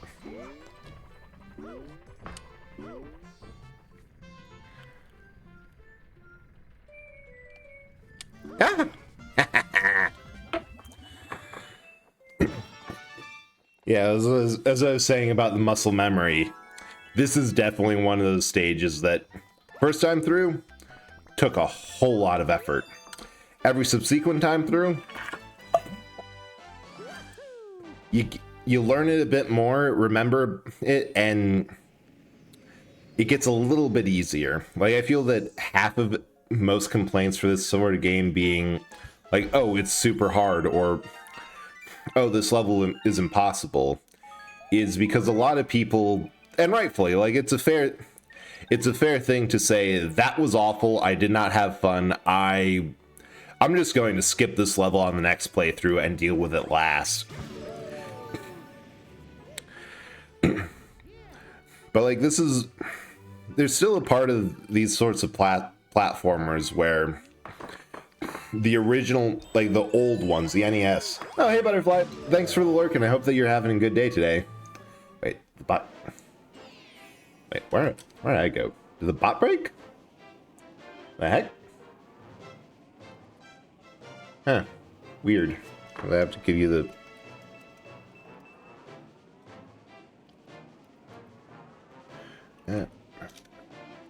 No idea why that didn't work.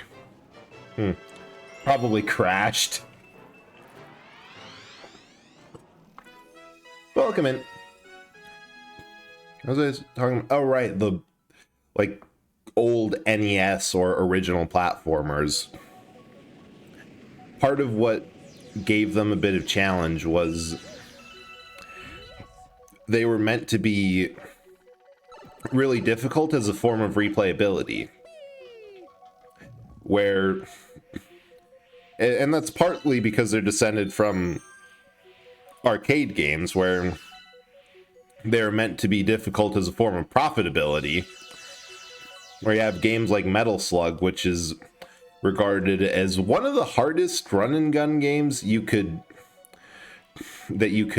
find in arcade machines, and is solely responsible for munching a whole lot of people's quarters. Just because the harder they are, the more often you fail and need to continue. And that means the more quarters you're going to have to spend in order to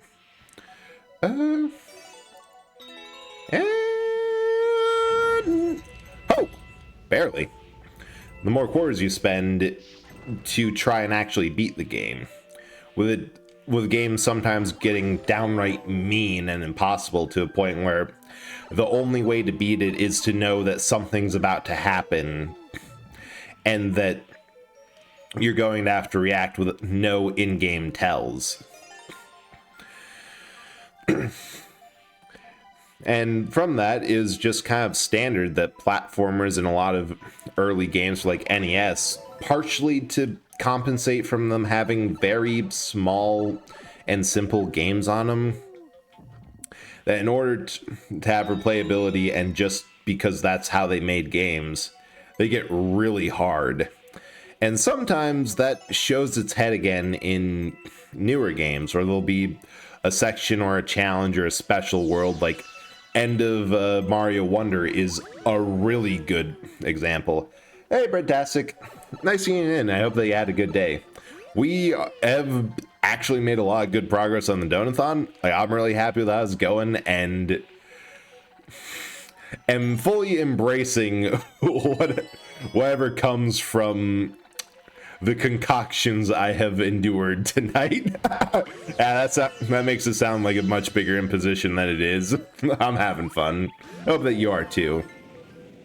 But yeah, no, sometimes there's just a couple sections for the devs to prove we know how this series started. We are more than capable of bringing that level of difficulty to it. And aren't you glad that we don't do this as much as we used to? I'm just gonna speed through here to avoid the bullet bill.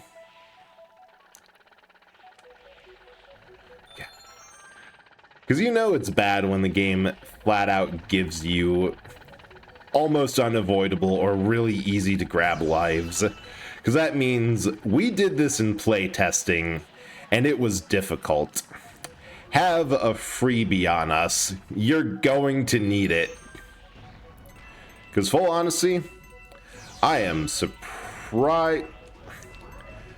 Oh, I'm surprised I'm doing this. I did this first try. Ah. Yes, 5 bread. Wait, 5. Oh yeah, 5 breads.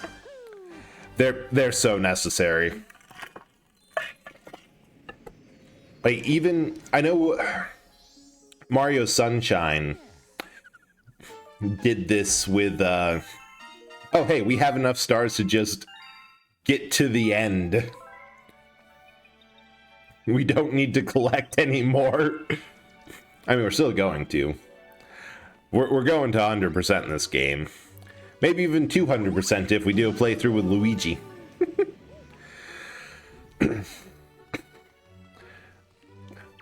Yeah, like, right, Sunshine. That one, they had their secret levels without, where you did not have your water pump pack in them at all.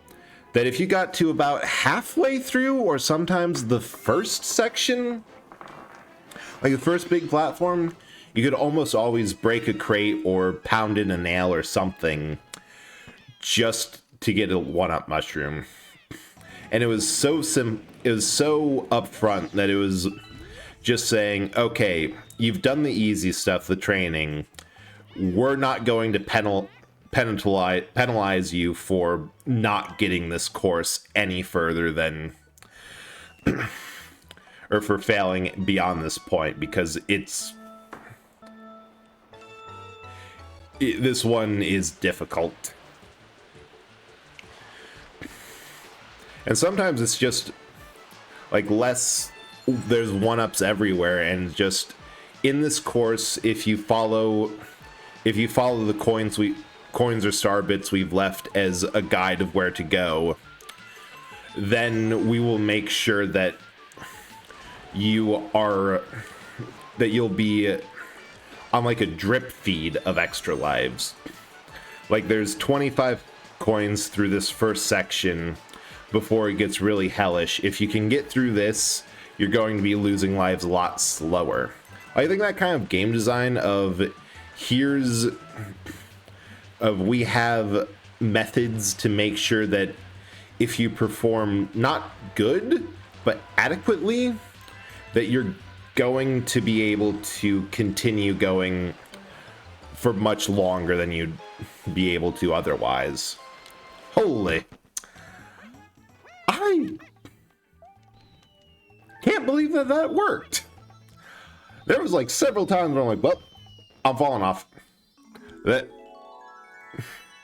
This ain't going.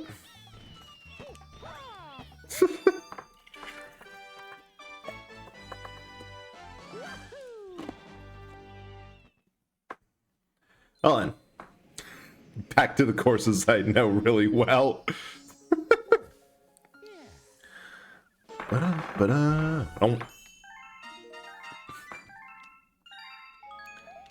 So those are the 3 challenge courses. I think it's actually a bit... Oh, wait. Luigi? Okay. I have a... Wait, I thought this was the second one that I get. Because I know there's one Luigi in Good Egg. Then... Then in Honey Hive. It might jump around a little. Yeah, now that I think about it, it's like you get the first 2 green stars from him, and then it's like a little bit of a hunt to get him, to get the last one as a secret star in Bowie Base. Hi, green guy.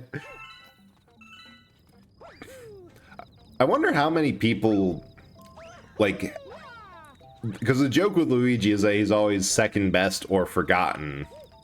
I wonder how many people actually have him as their favorite character. Because I remember... Wait. Where is he? Ah. Oh, he's like... There he is! How do I get... I think I need the bee shroom to fly over. Because I always remember that it's a fight for at least most people I've played Mario Kart and Mario Party with to get Luigi. Like, everyone wants him. Everyone thinks he's neat, and that he has better... At least everyone I've talked to think... Ooh! Barely. Everyone I've talked to really likes his characterization. But... there's still the whole fact that the year Luigi that Nintendo tried to do was kind of a flop. I still blame it on the fact that that was like middle of the Wii U when they made new Super Mario Bros. 2 again. Oh, wait, I remember. Yeah, Century Luigi. It's what he deserves. My boy's been through so much. Yeah, I can get up there.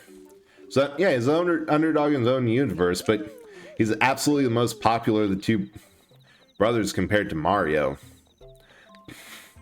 Yeah, long-term plan. Everything will come up Luigi in the end. Actually, if I think about it, Luigi's kind of better off. Because if you look at his mainline series of games, sure, for all the Luigi's Mansions games, it's going against literally his biggest fear. But at the end of it, yeah, he wins by doing absolutely nothing. I love those videos. I think I just felt all the 11 mushrooms and not mushrooms, the 11 marshmallows and 2 tablespoons of butter. How is that one making me suffer long term more than the cocktail shot of everything? Thank you so much for coming in, and thanks for the donation, Bogo. I hope that you have a good night, and it's nice seeing you around. Well, I suppose it is just a whole lot of... like, marshmallows are basically just sugar. Bah! No. I think you had it right the first time. Bag him. Get this Bogo in a bag. Like Canadian milk. I have it. Oh, I was so confused because I thought, like, wait, there should be something here after you beat the Gateway Galaxy. I could have sworn I've done that. I did that on my Luigi profile, not on this one. Oh, Kamini, thank you so much for the lurk. I hope that your night's going well and that you're having a good time. Alright, this one, part 2. You know, like in Luigi games, he ends up with a massive mansion and actually kind of proves himself to be, out of the 2 brothers, the braver one, because, like, Mario's fine with just about everything. Luigi is very specifically shared shitless of ghosts.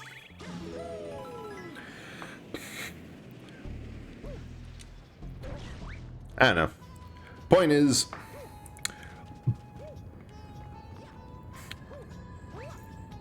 yeah, well, it's something. I'm not sure the brain is working enough to deliver it, but there is a point. Oh shoot, I forgot the... Now, I think the star... Well, the star would be useful for the dry bones. That's the only way to get rid of them. But I think it's really just in case you get...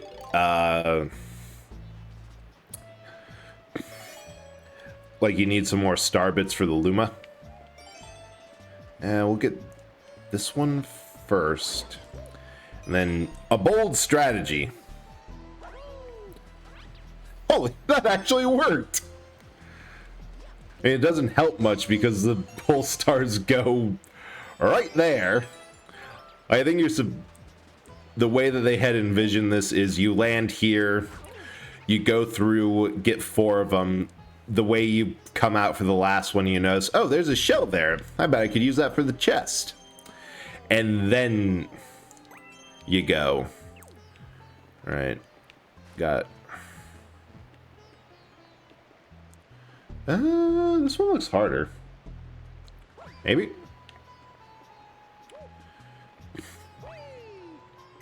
And it's hard to tell because the easiest way to go through a moving platform is... Yeah, I think this is the right one because it's a bonus reward for doing the more difficult of the 2.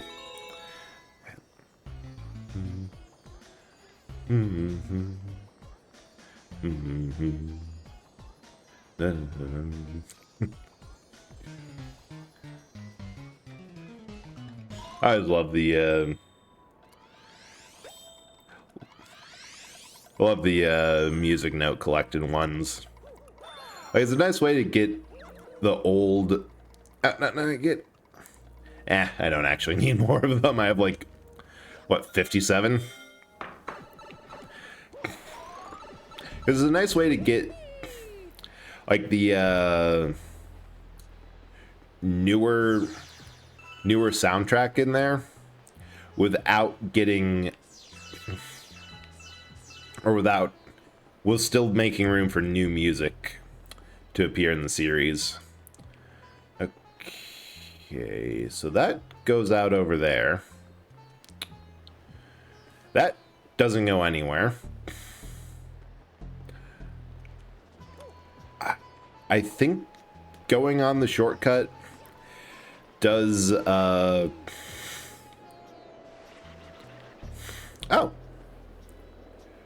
Yeah, like you skip the first part of the first part of this, of going under the thwomp. Also, technically miss out on 2 1-up mushrooms, but like the skip also gives you 3 if you do it right. But can probably cut off a bit. Maybe it probably would have been faster to long jump. Good trip. Good triple jump will get you places.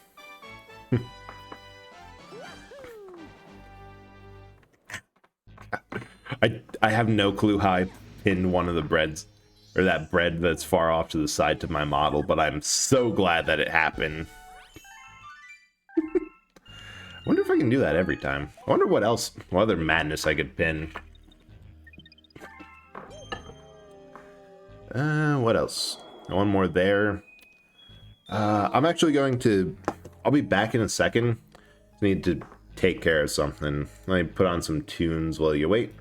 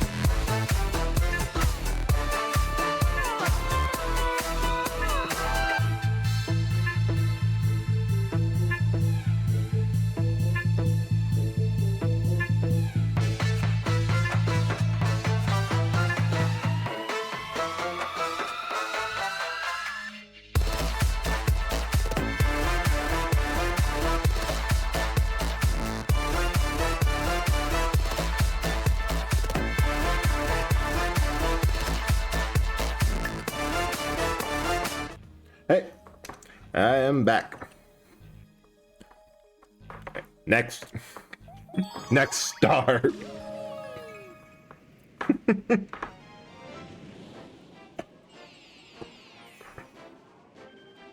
Yeah, I think that at the end of the day, I'm going to be... the only thing I'll have to be disappointed with this is if Spice Cabinet Mayhem is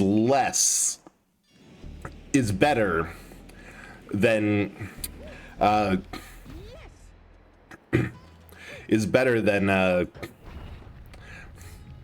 the condiment shot. Because, like, you know, you want to think that everything will be incrementally worse, but if you've accidentally conditioned yourself and said, oh, this isn't as bad as the earlier rewards, and it's just like, you messed up the build-up.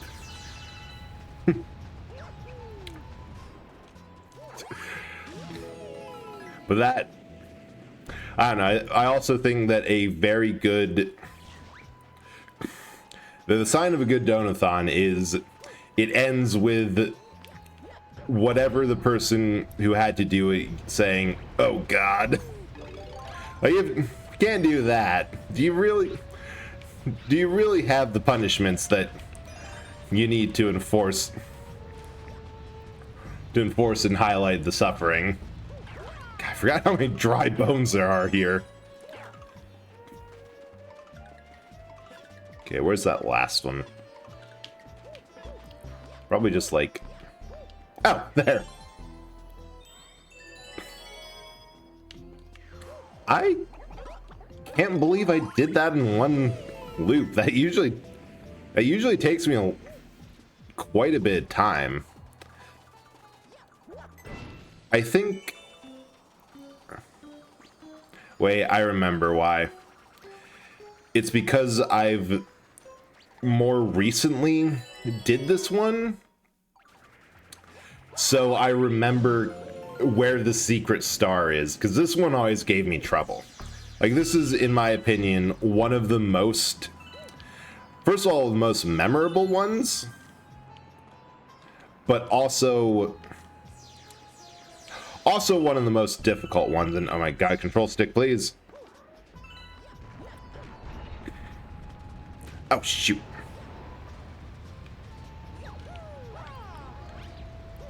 Ah! Oh, that was close. Because it's a really nice gimmick. You have to get a Bullet Bill's attention and you use it to break the cage on the star. What doesn't help, though, is if you screw it up once. Like, if you screw getting a bill to follow you, you now have a lot of other things to hit.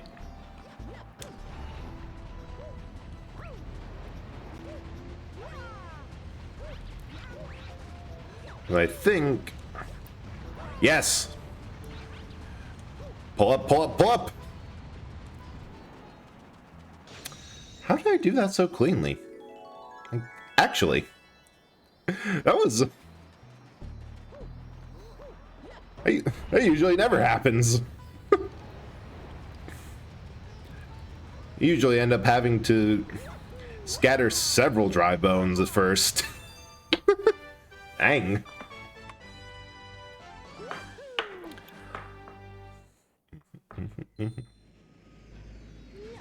And now that I think about it, this desert galaxy is like one of the most densely populated galaxies in the... Oh, right, I know what it is. Unless it I think it does have a couple prankster comments. But for the most part, like, it's 5 stars, 2 secrets, a green star,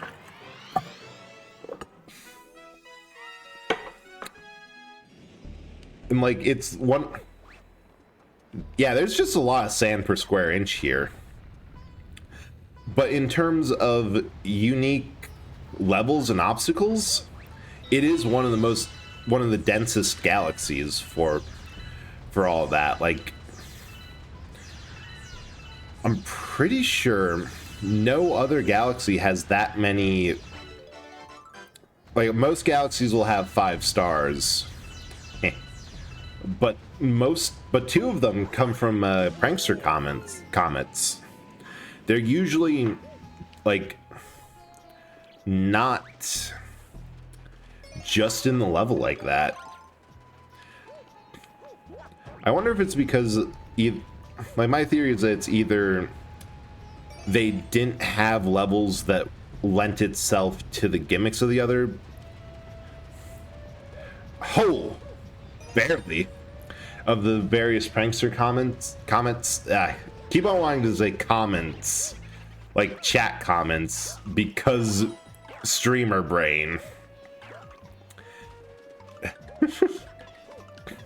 Because, like, it's a bunch of small planetoids with various gimmicks and already timed sections. So it doesn't really lend itself much to a speed run. Although I'm pretty sure that is the... Like, the old... If it has a prankster comment on... Yeah. Keep on doing that. On it, then that's the only type that it does have. There's not a boss, so it can't be a daredevil. Fast Foe is only used in one galaxy in the game. Oh, wait. This isn't one that... You need a coconut.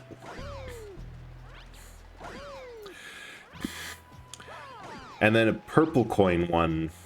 There's not really a section that lets you backtrack. And there's not even a good set piece that's easily backtrackable. So unless they specifically added a way to like loop back to the beginning, there's not a way to do the purple coin one. Huh. I guess I answered my own question. That it's really just because, well, I guess Nate answered it really. There's just more sand per square inch here, and that makes it hard to do anything else. Yep. I think we broke support. Keep on grabbing. Keep on grabbing lives I aggressively don't need. I don't know, I've always found it fun to just try to get and keep as many lives as I can for no other reason than the accomplishment of, yeah, no, I've gotten and kept a hold of a ton of lives. And I guess it's back to what I was saying about every time you attempt a truly difficult level in a new playthrough, like, you just get a little bit better at it. I've played these games so many times that I actually don't need to focus on them. That's why they're the perfect streaming game. Because I was joking about this at the start and in the announcement that I wasn't sure I was going to stream. Like, I was really tired all day. It was a long day, yada yada yada. It might just... Oh, there's a single prankster comment. I might just skip and rest today, but then I realized I was playing Mario and I do not need a working brain for that. Which... I do have evidence for that in the drunk stream of Super Mario Sunshine. Where I went through the second half of the game and some of the harder and more annoying levels completely drunk. It was a fun time. Barely. Forgot about the instant kill goop. But honestly, you don't need to worry too much about it. So I really love the gimmick of the jumping on a platform and dealing with the change in gravity. Like, there's a couple levels where... Wait, I wonder, is there anything over here? Ah, knew it. Where they really took the base mechanics of, yes, you can mess with the gravity, or we have this engine that's capable of simulating and affecting various objects with a gravity-like effect, which is largely how they do those platforms. I think that they just have the ability to have you stick to surfaces like that is actually a really good example. And they're just doing that with these rooms. Like, this is... Whew, that was risky. They're just treating it like you would a small planetoid, with downs here, over here, downs in this direction here. And I guess the places where it makes the most sense to have changing gravity is some of the stranger Bowser levels where it's explicitly I think this is, yeah, Dark Matter Plant. Like, it's explicitly a place where you are messing with something that probably shouldn't be messed with. Oh. missed the... I wonder what you call those Goombas with a helmet. Because I don't think they have, like, an official name. Or if they do, I don't remember it. I kind of like calling them Astro Goombas. Because I do love the vibe of the very old style, have a steel helmet and a bunch of thrust under you, go explore face. Go explore space. Yeah. Alright, Bowser, let's teach you this lesson again.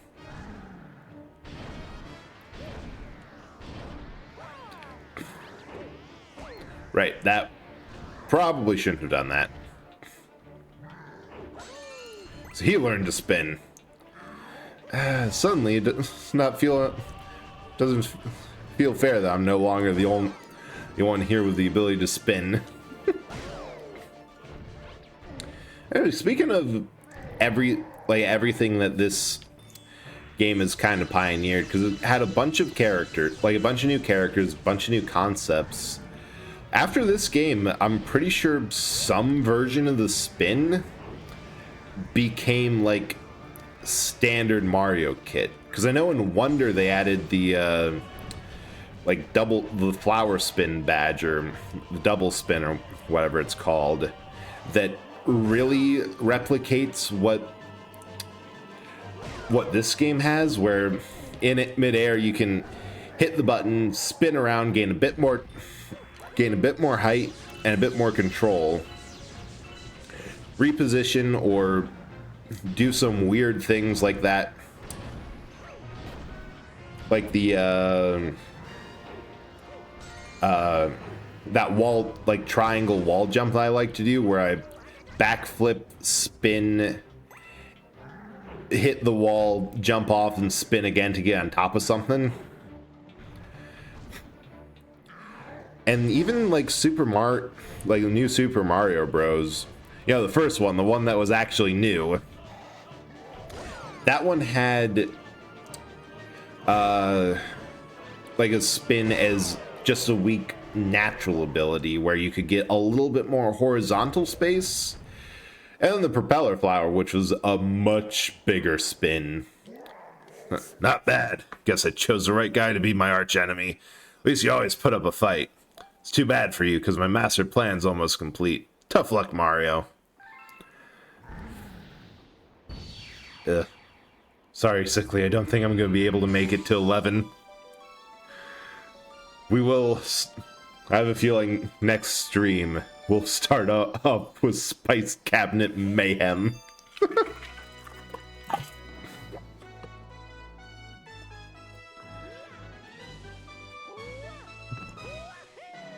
But there are worse things to look forward to. Like drinking that again. Oh yeah, on the second... We did manage to get through quite a lot. I suppose we could... we could just go and get the Grand Star in the engine room.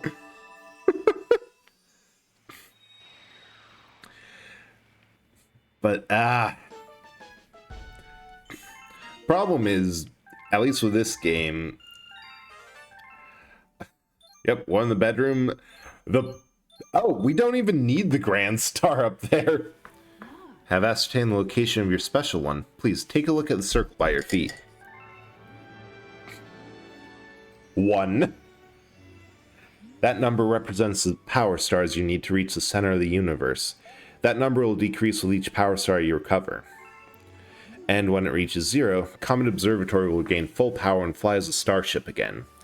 And then we'll be able to reach the center of the universe. Yes.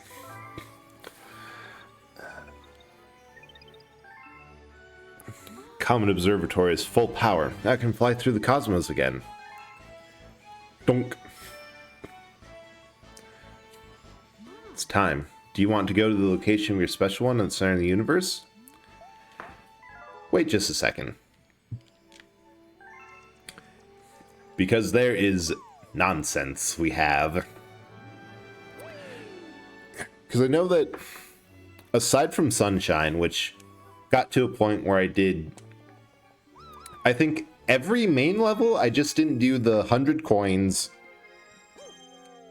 and some of the more, oh, it is a speedy comment. Cool. And some of the more frustrating extra levels. And the blue coins. The blue coins are just bleh. But every other Mario game we played on stream has, well, except for Mario Bros. 3, but that's because it's, you don't get anything for 100% completion, and there's several levels that I actually don't know what they look like, simply because I have never played them. Like, I've just always, I was trying to do that several times. Kept on screwing it up. Just because it was always, for my family, common knowledge of, no. You don't play that level, you play this one because it's just easier. Like, you do not get anything from the extra effort there. Which I think's fair. There's a whole reason that I 100% Mario games is simply because I really like playing them. I 100% them not because out of a feeling of I want to be oh shoot, well, I can get that on the way back. Like, out of a sense of wanting to be a completionist. Like, I just 100% them because I find them really fun and really like pretty much every single level. Oh, no. Line up. Get it. Whew. That was almost bad. I know I don't need the full time to do this, but yeah. Yeah, I do find it kind of funny that, like, I both will always say only play the bits of the game that you want and have fun. Like, when it starts to become a chore and an obligation to play a game, that's the point where it makes sense to stop playing and say that, admit, I've had my fun with this, I don't need to go any further. Well, also saying that no, this game's fun and it's really nice to 100% it and do everything. I cannot long jump that. Because this is the point where I'm like, I can make that jump. I cannot make that jump. I could have made that jump. I should have made that jump. Dang it.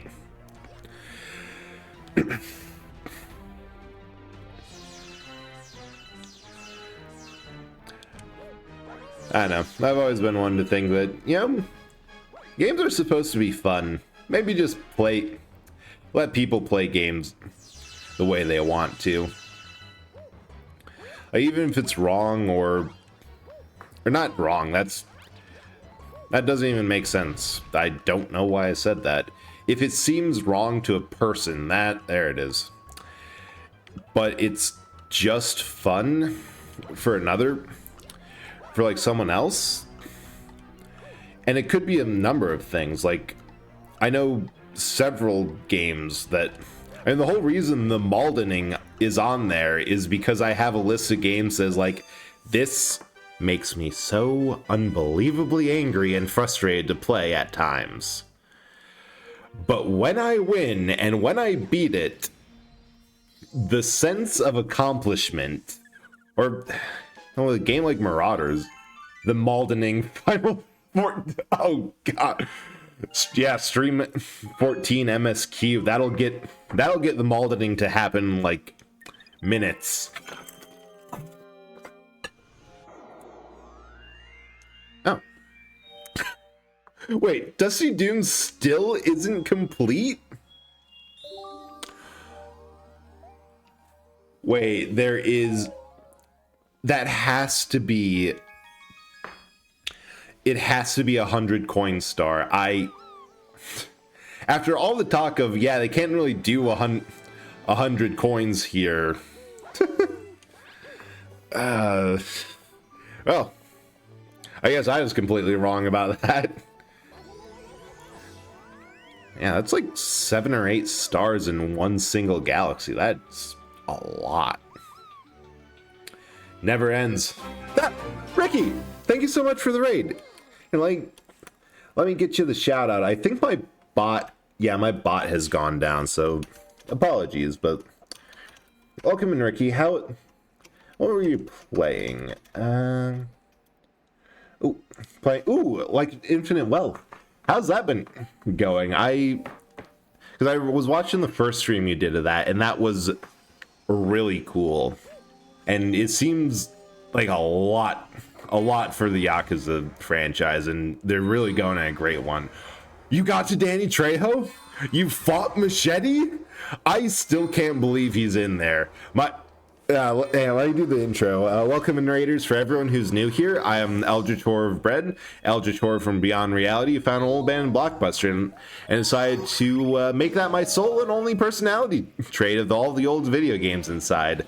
Play mostly retro, but some newer stuff, like this game, Super Mario Galaxy, that I am not prepared to admit is retro. The Wii is still pretty new. Yeah, didn't they say it was like, give it a month of time or like several hundred hours? Don't try to do it all in a week because there's too much. It's insane. But no, thank you so much for the raid. I know that streaming is a lot of work, and I totally understand if you need to go get a drink, get something to eat, or just get some rest and raid and run.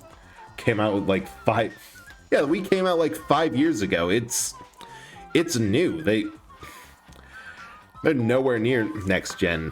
And the last thing I want to mention is the GoFundMe. We're doing a fundraiser for a friend of mine who's been going through some tough times right now. So there's no pressure to donate, but like every little bit helps. And if we get $45 more, I'm going to go into my spice cabinet, mix a whole lot of everything into a shot of vanilla extract, and drink it. That might be what does me in, but you know what? We're chilling. Talking about this towards the end, of how hard they're going with Hawaii as a setting. Yeah, aside from Hawaii being completely new, like it's still, I remember you or someone on your stream saying that like, yeah, Hawaii is a massive tourist tourist destination for Japan. But there is a point there. Like I was supposed to lower a bridge first. I don't know how that happened. Like everywhere that there's crime and a place that they can justify a plot, which given how much freedom they've decided to take with the main series, they could put a plot pretty much, they could do just about anything, and most people would say, still not as weird as this one side quest. Yeah, they could do all sorts of foreign locations. I know that that Yakuza does often have like their games have some sort of a message or social commentary to them, so they want to. I can see them going with more like places that would be in support with that, or that's something that they could use for like their whatever social point that they want to expand on in that game. But yeah, there's a lot of places. I still say it would be funny to have it in like Detroit or Fort Worth, Texas, just like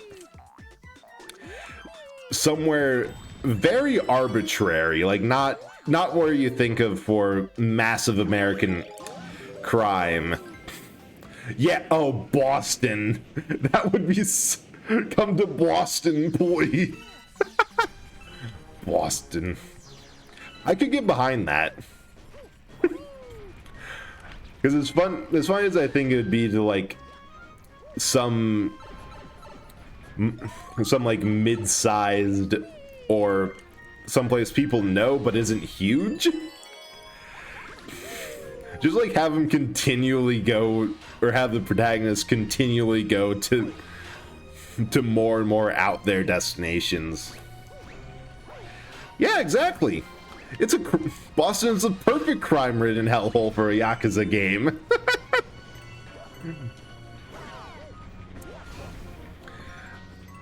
Though, honestly, because I was thinking about this with like the Danny Trejo cameo, that I feel it's a recent trend, and I'm going to blame Kojima for this because he does it all the time, that you get big name actors or voice actors, usually actors,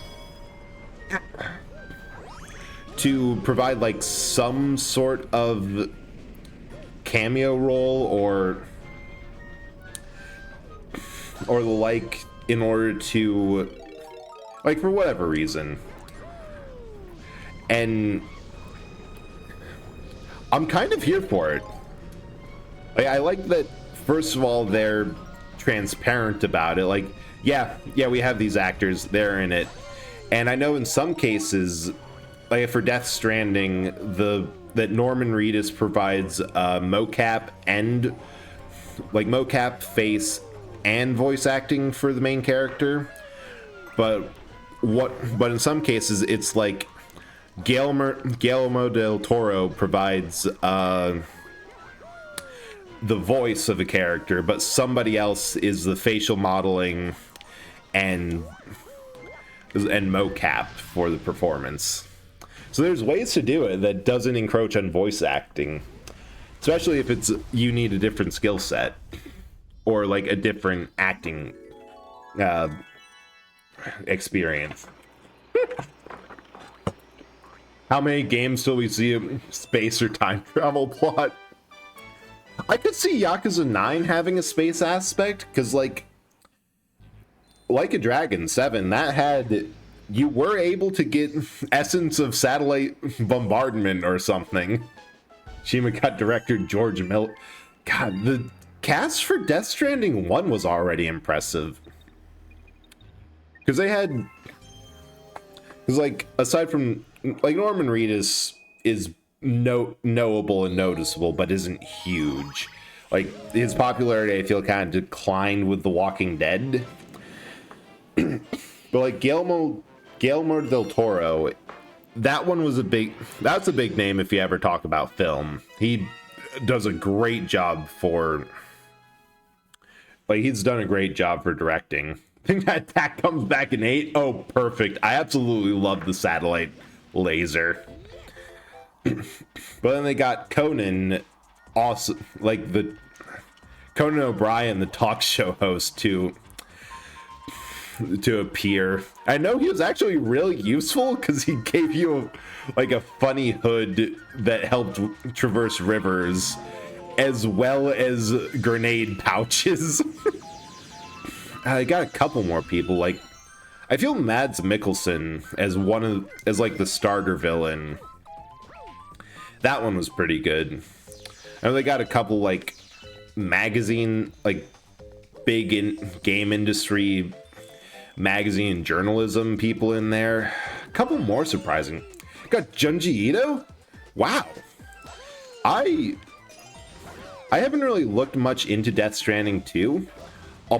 I need to finish the first one. I remember I got to a point where I've just moved into like the final area, but I wanted to 100% and max out the relationship with everyone up in the mountains first. So that, I will admit, the 100%ing it's kind of like No Man's Sky, where great game, actually has really good and cool mechanics, and they did a good job with the story.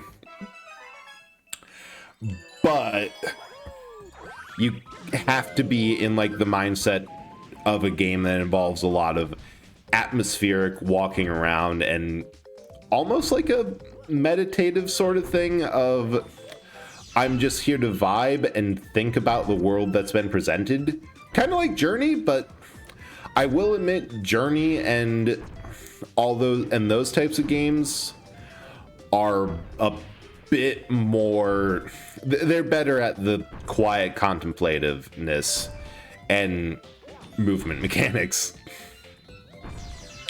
But that's to be expected. I will say that for most Kojima things, what I am most excited for is to see what happens with it. Because he is the epitome of I'm going to put whatever I want and whatever I can think of in here. Well, and I have my conspiracy theory is back when he was with Konami, one of the main things and main reasons why Metal Gear Solid was a success is because, oh, thanks for the head slap, Spirit. Hope that you're still chilling. But one of the things that Konami actually did to make Metal Gear Solid a success is review all of his ideas and say, okay, you can do this, this, and this. We draw the line at all of these because we want this to have mainstream appeal, and this is just too much. Sorry, I know you had your heart sold on the baby in a tank, but that not for Metal Gear. And honestly, I think right now, given the state of the gaming industry, it's nice to see someone who can bring, because Kojima Production is technically an indie studio, but they're able, between the skills, connection, and the name recognition, get enough sponsors and buy-ins in order to make it seem AAA, or at least to the point where the distinction doesn't matter as much as it normally would. So seeing a game of all this of high quality, and also, not Sea Slide, I'll do Honey Gold Leaf, but also be able to say, okay, let's take a gamble on all these ideas. If it works, that's great. That means it resonated with everyone. And if it doesn't work, okay, we still told the story that we wanted to do and did the experimentation and made a game that we wanted to, and it met its audience, which I think it's good to see that sort of risk in gaming, because there's a little bit of, I don't know a good way to call it would be. I kind of think of it as like similar to Marvel and Disney. Well, I suppose they're the same entity, which is a whole nother thing. But how those, like Marvel properties and Disney movies, are designed to be very safe. That they don't make risks. They're designed to be formulaic of like, this movie, this thing did well. We can obviously recreate that every single time without fail, and people will love it. Which I feel has happened quite a bit with a lot of AAA studios, that it's either they miss the mark or just try to like how many times have you seen a remaster or a reboot or something done with an old familiar and very popular franchise that just didn't hit? Because I remember seeing a lot with like the new Silent Hill, that I had to read up a bit on it because I'm not really familiar with the series, and they said like, okay, the reason everyone's hating on the Silent Hill 2 remake stuff is it has these very overt sections of like, look what you caused, or look what you did this. where a big appeal for many people for the original was it's hard to say, like, at the beginning you're presented with this is something that the main character did, like this is his crime, so to speak, and then as things go by it's subtle and there's enough clues and context that you're left wondering, wait, did he actually do that, or was that not him? Like, what actually happened? And there's not really a resolution. So just flat out, so a lot of people's misgivings there were saying, wait, yeah, I need to get rid of the bee suit because I go faster and can long jump. Yeah, a lot of people's misgivings were having something that revolved around audience interpretation and this underlying mystery just being given to you as like, no, this is how it is, was disappointing to say the least. And yeah, point is that it's nice to see risks in an industry where usually the riskier properties are still very inspired by games that came before, but are not in the big studio's hands. And I think for every weird thing that Kojima does that makes you think, I'm sorry, what? Like, why is there a stop motion puppet partner now? What's with Higgs and his guitar? It's at least nice to see that, oh, this is a gamble, this won't be for everyone, but it's creative and you can tell that a lot of thought has gone into it. But I think that for now, that this is where I'm going to call the stream, because I unfortunately do have to be a little bit mindful of the fact that I've been getting pretty bad sleep for the past couple of weeks. So, well, not weeks, but past week, and today at least was pretty rough. So, going to call it there. And also, yes, I will just admit that I am not sure I can handle Spice Cabinet Mayhem, so we're going to move on and raid. But thank you all for all the support. I am really happy that this is going well and people are enjoying the rewards and are giving to the cause. Like, it's just, it's blowing me away, and it's nice to see that a friend can get support. And yeah, thank you, Jess. I also saw that you were like pinging people when I was doing something ridiculous. So that is definitely appreciated, like the support and everything. Well, let's see who we have to raid. It's been a while since I've been able to raid Goopy. So we are going to be raiding Sarushi, is a slime boy alchemist VTuber. They're playing Dead Island, a zombie game, which looks pretty interesting. Oh, Dion, thank you so much for coming by, and I'm glad you liked it. My bot's broken, so let me get you that quick. But yeah, if you have to drop out or whatever, I hope you have a good night, and I'll see you next Tuesday for more of this nonsense. Well, if I'm able to get Doom 2 set up, that might be what we play to get it on the steering wheel. But yeah, really appreciate it. I'll send you over, and so say hi, check them out, and see ya. That's her English name.